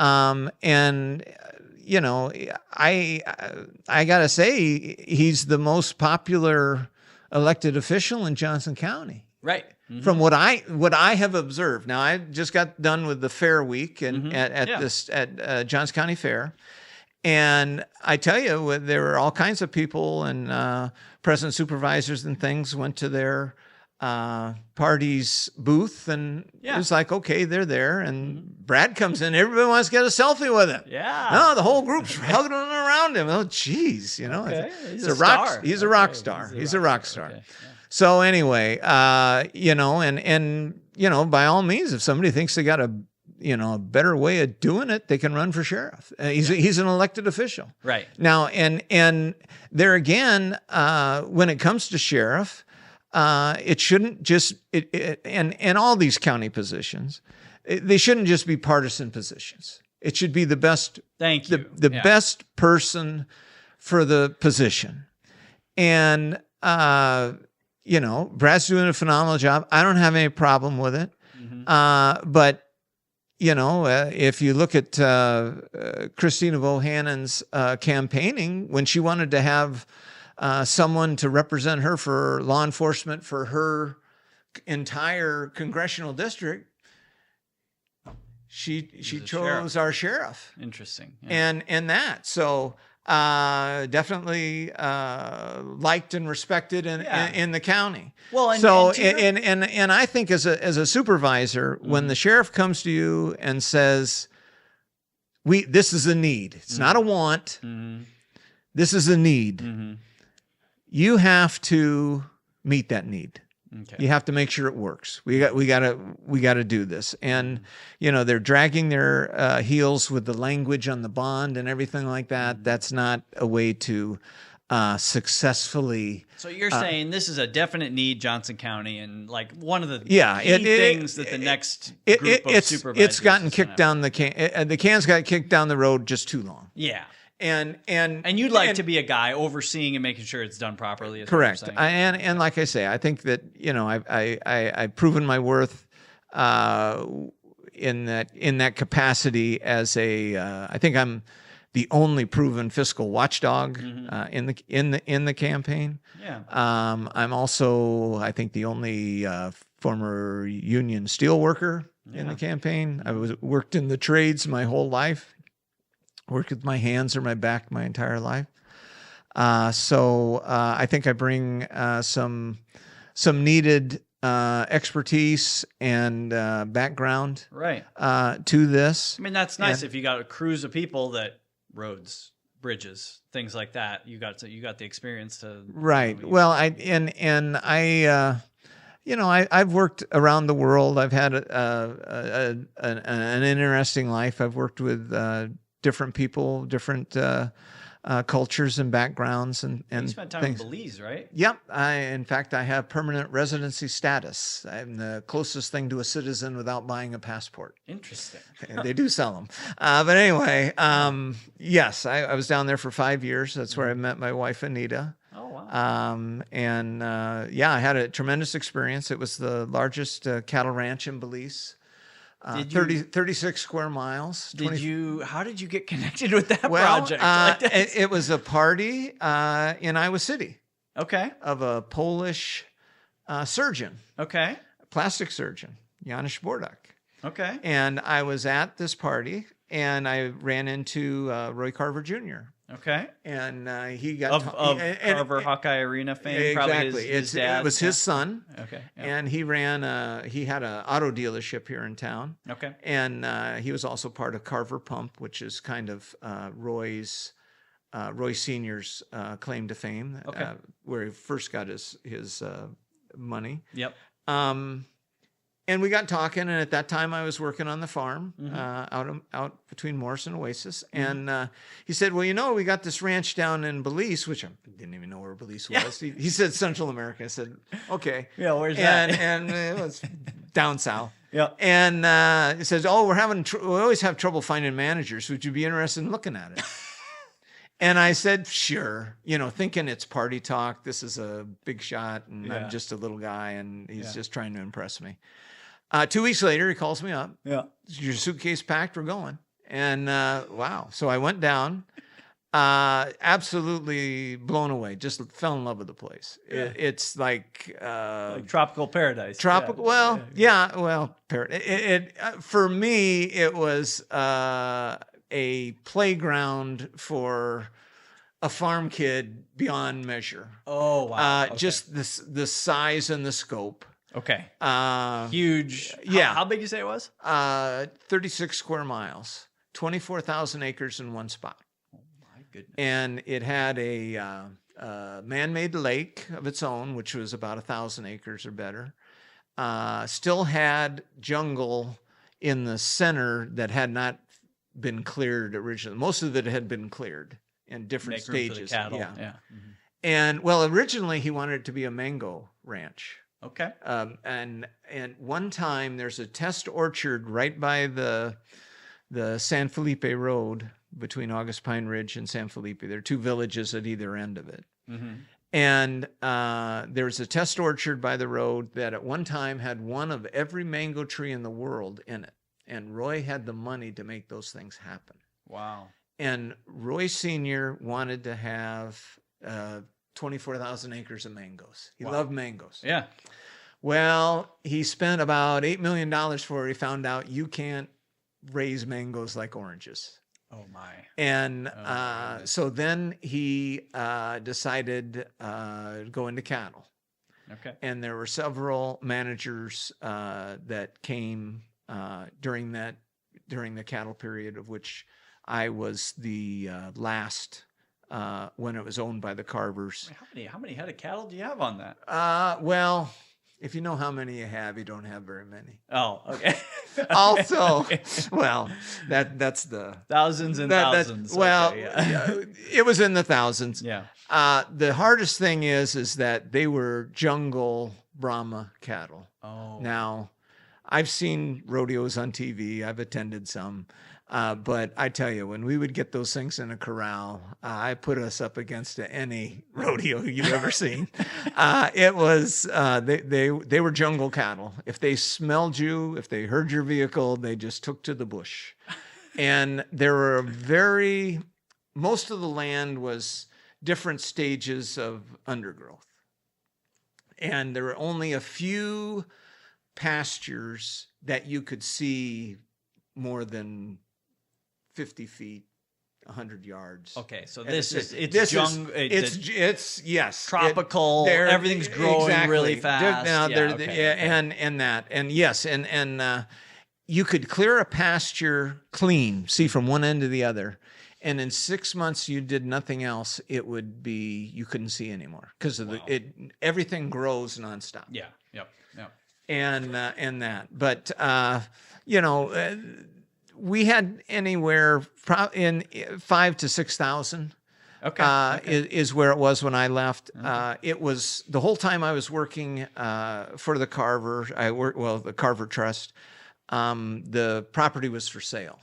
Okay. And so from time to time, we'd have all these big wigs come in and say, "Well, I could buy this with pocket change and everything." It's okay. But, and by the way, they expected to eat and stay free of charge. Of course. But anyway, so we had all kinds of people come in, and that went on for about 2 years, and then the trust finally said, "Okay, we're going to let everybody who ever showed an interest in this property that's going to sell and 2 or 3 months, and the highest bid takes it. Yep. So it was a sealed bid. Yep. And it was settling the estate of Roy Carver, and there was some land around New Orleans, and then there was a yacht.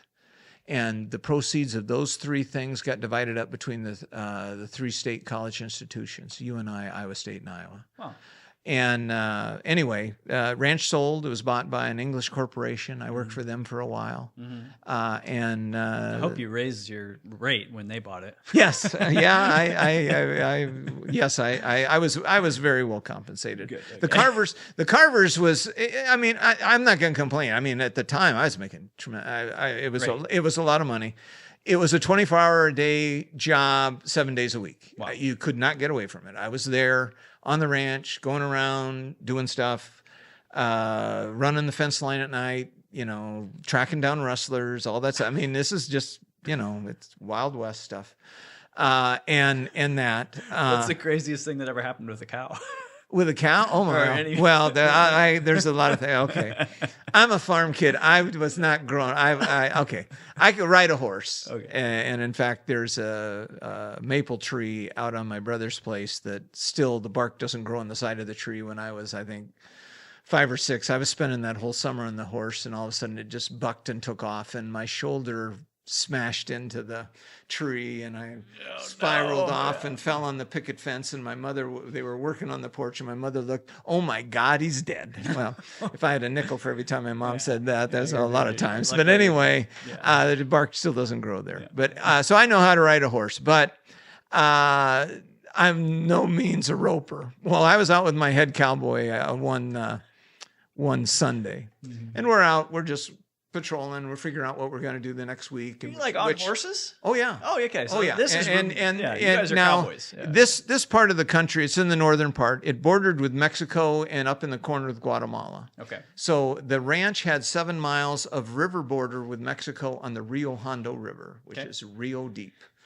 And so we were out riding, and we're coming up on the final lane going up to the ranch house, and there's this old MAGA and skin and bones cow, probably 100 years old or whatever, just emaciated.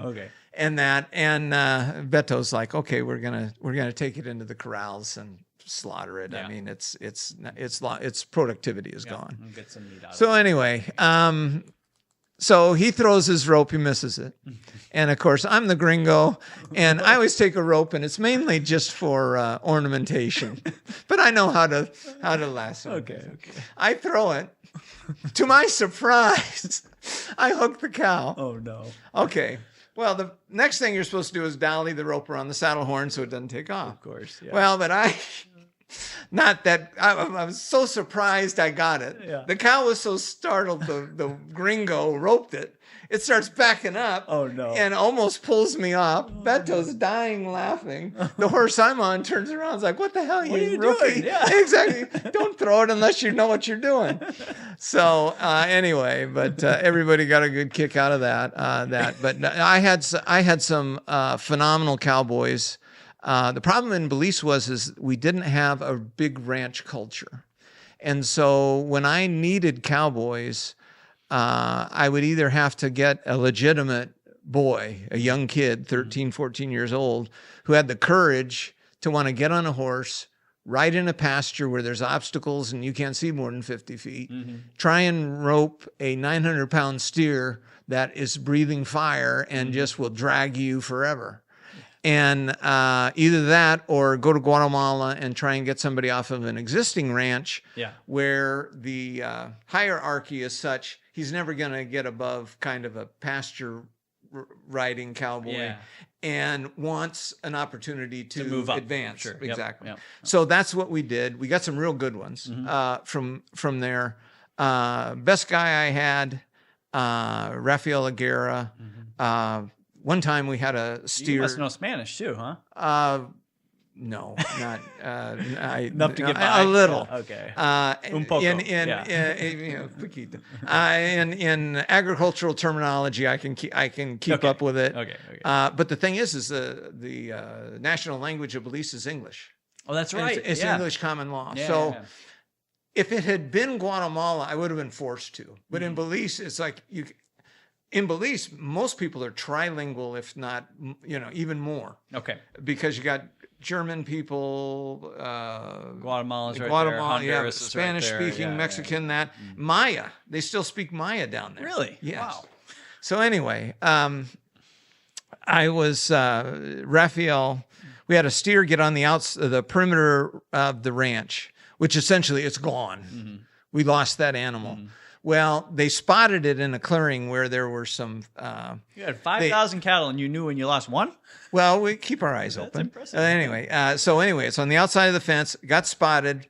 We go out there with a tractor and a trailer, and I can see why now the Iowa City School District people were frustrated with you, because you knew every penny. It's second nature to you. Anyway, we're out there. We had the horses in the trailer. I stopped the tractor.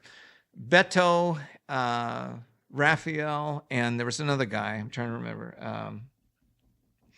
It was Charles's kid. I forget his first name, but he was at my gate watchman's son was a training. Yep. Well, they're out there. Raphael is head and shoulders the best roper, and there's these two big windrows of down trees. Mennonites had cleared the land on the outside of our fence for crops in the upcoming years. So they make these huge windrows of twisted, knotted trees and everything, the bush. So it's clear in the middle, these windrows. Okay. It's probably 150 yards between the windrows. Yeah.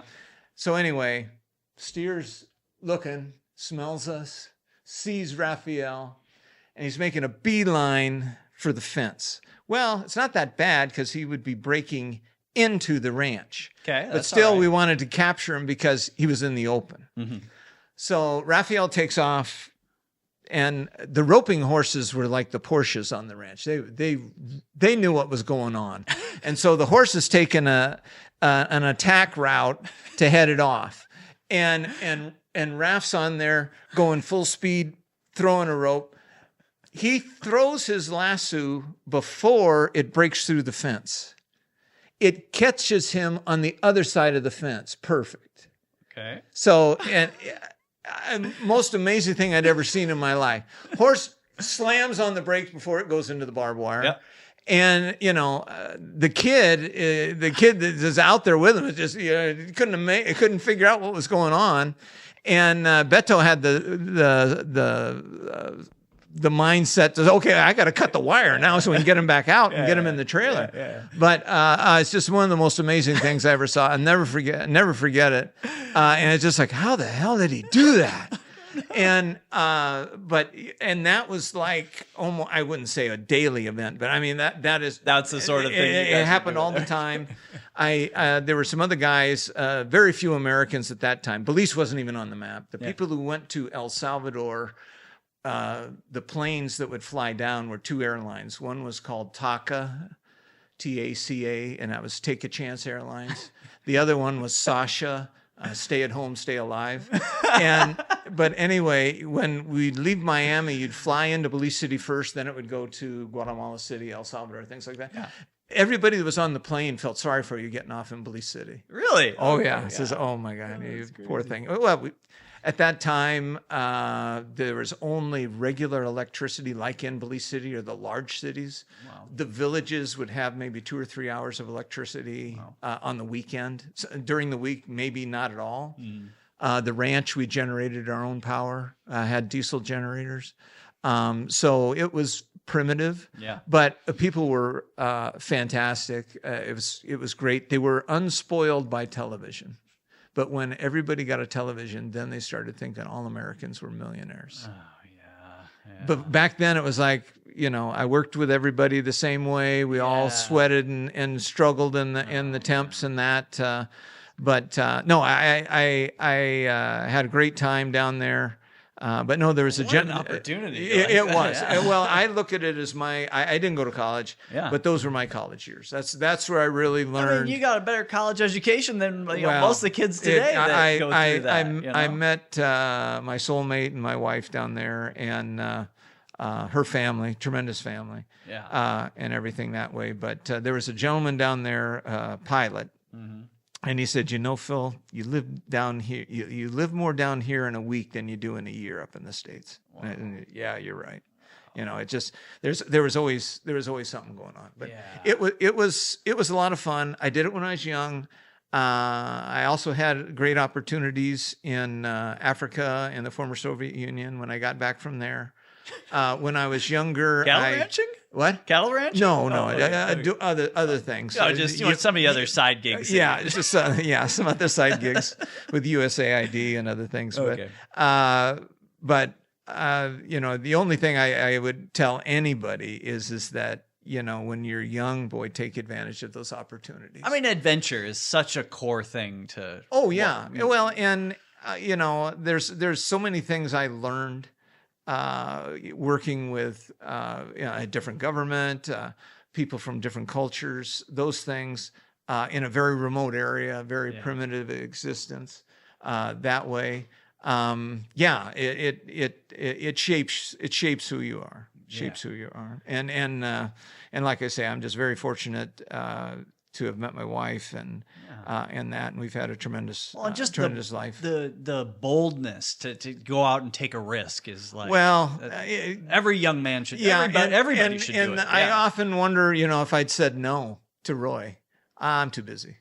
It wasn't the most convenient thing to do, but I did it.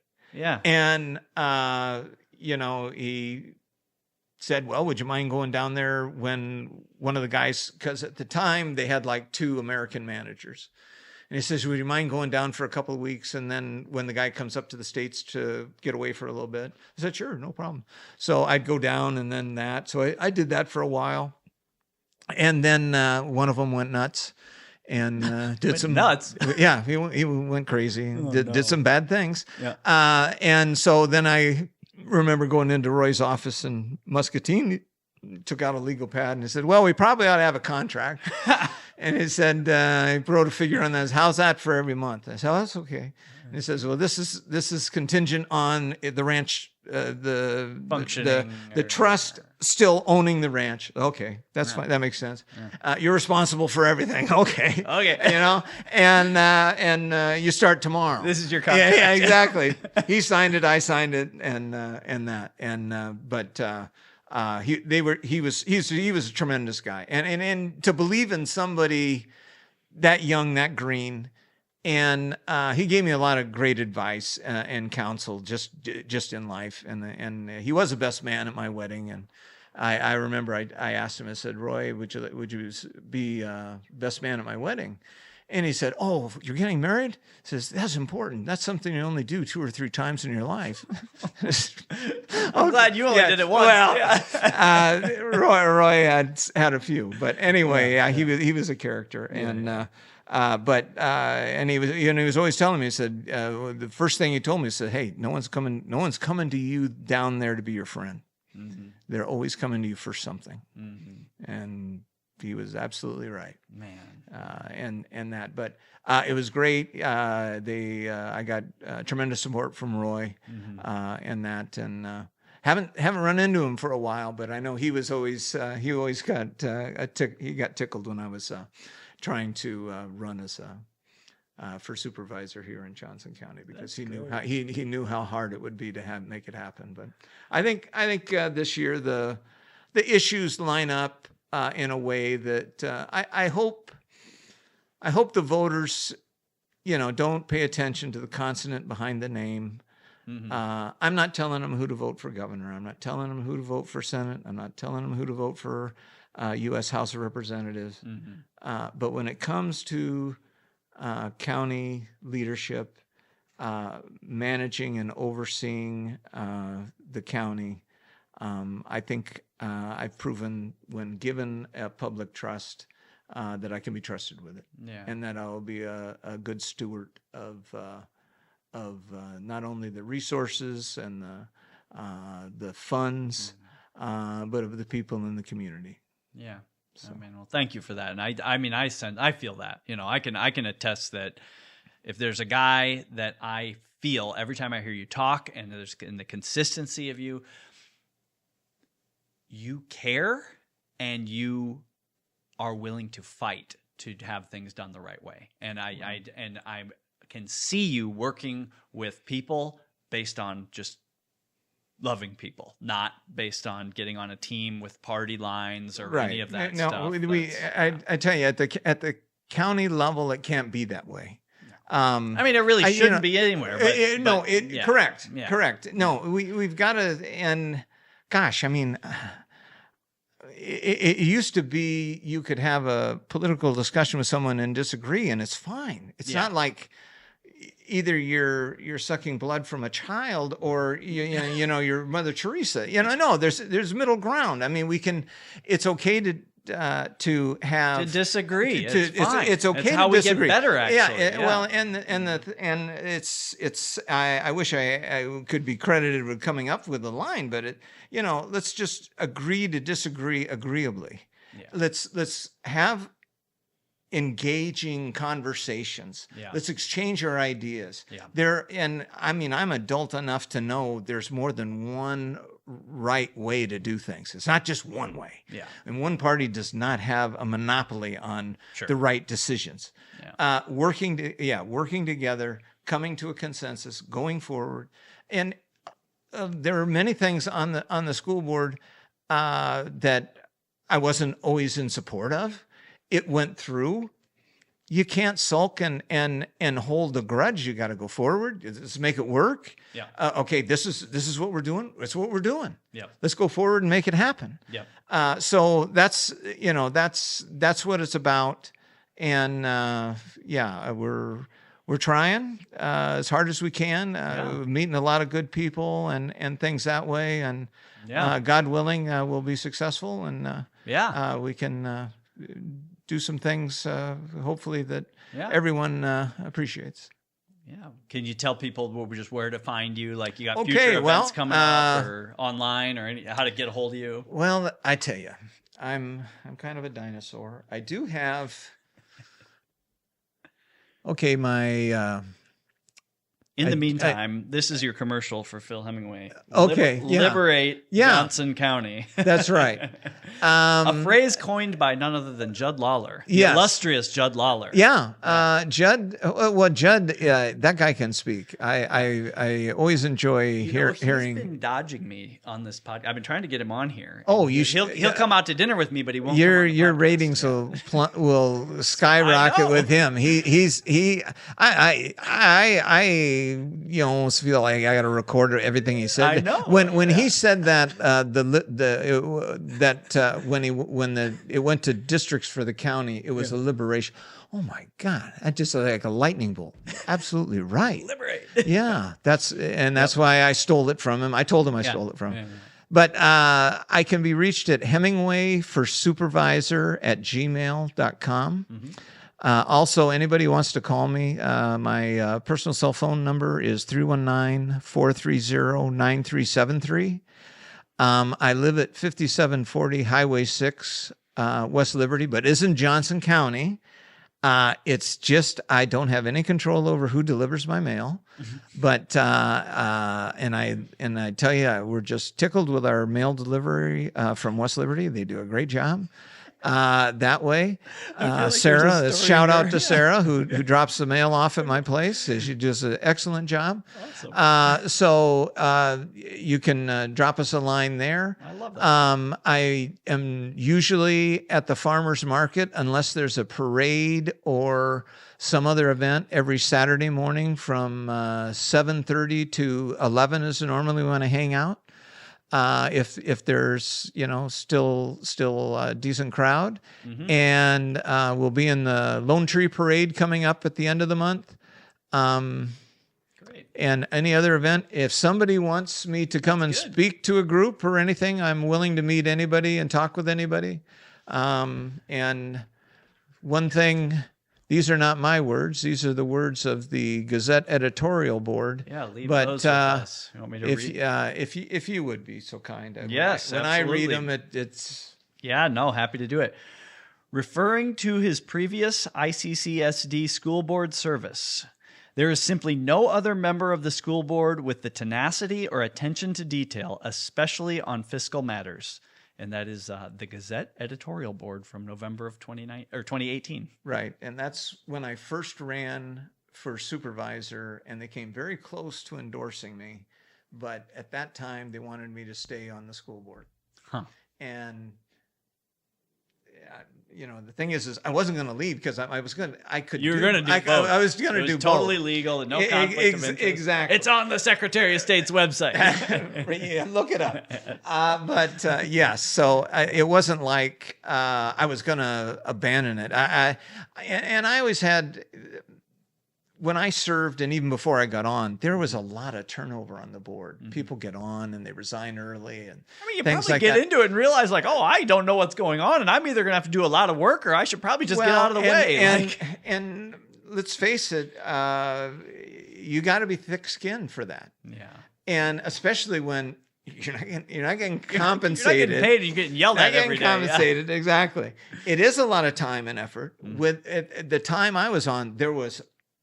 You've got your board meeting, then you've got your committee meetings, different other events going on, and that with the school and with the districting and the construction plans and all of these things. Oh my gosh, yeah, it is a tremendous amount of time, and I was prepared for it because I'd spent 6 years before I got elected attending meetings. Yeah, because you knew what you're getting into. Yeah, many people.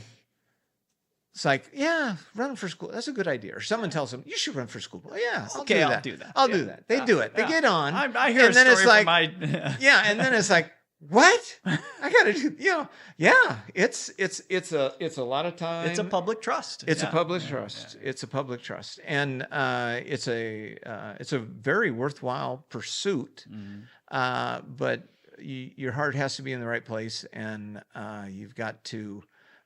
Give it the time it deserves. Well, I'm just so impressed by you, running as a Republican, fighting as hard as you can to do good things, and you're like still an optimistic guy. You got a lot of hopes for Johnson County. Oh, yeah. No. There's a reason we live here. Yeah.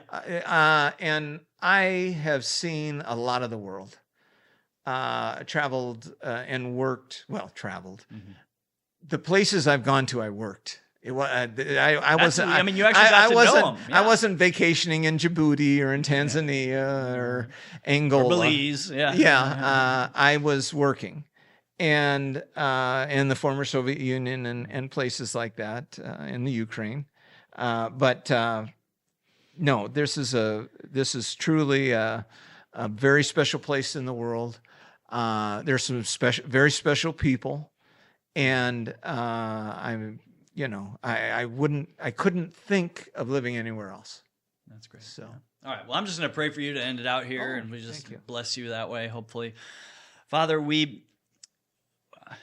you just turn your face of favor and blessing towards Phil, to his campaign, to his wife, to his family, to his repair shop, and everything that he has an interest in, Lord? Will you show your favor there? Will you give him breakthrough? Will you give him prosperity? May he be like the guy in the Psalms that he meditates on your law day and night, and whatever he does prospers, Lord. I pray that you bring him the voters. I pray that you bring him the finances and the visibility that he needs to win his election. I pray that you give him a teamwork spirit, a collaborative spirit to work with people who maybe don't agree with him on everything. And I pray that through Phil, you would bring breakthrough and solutions to Johnson County, where we would have great roads and great bridges and great services, and just like the county government would run the way it's ought to run.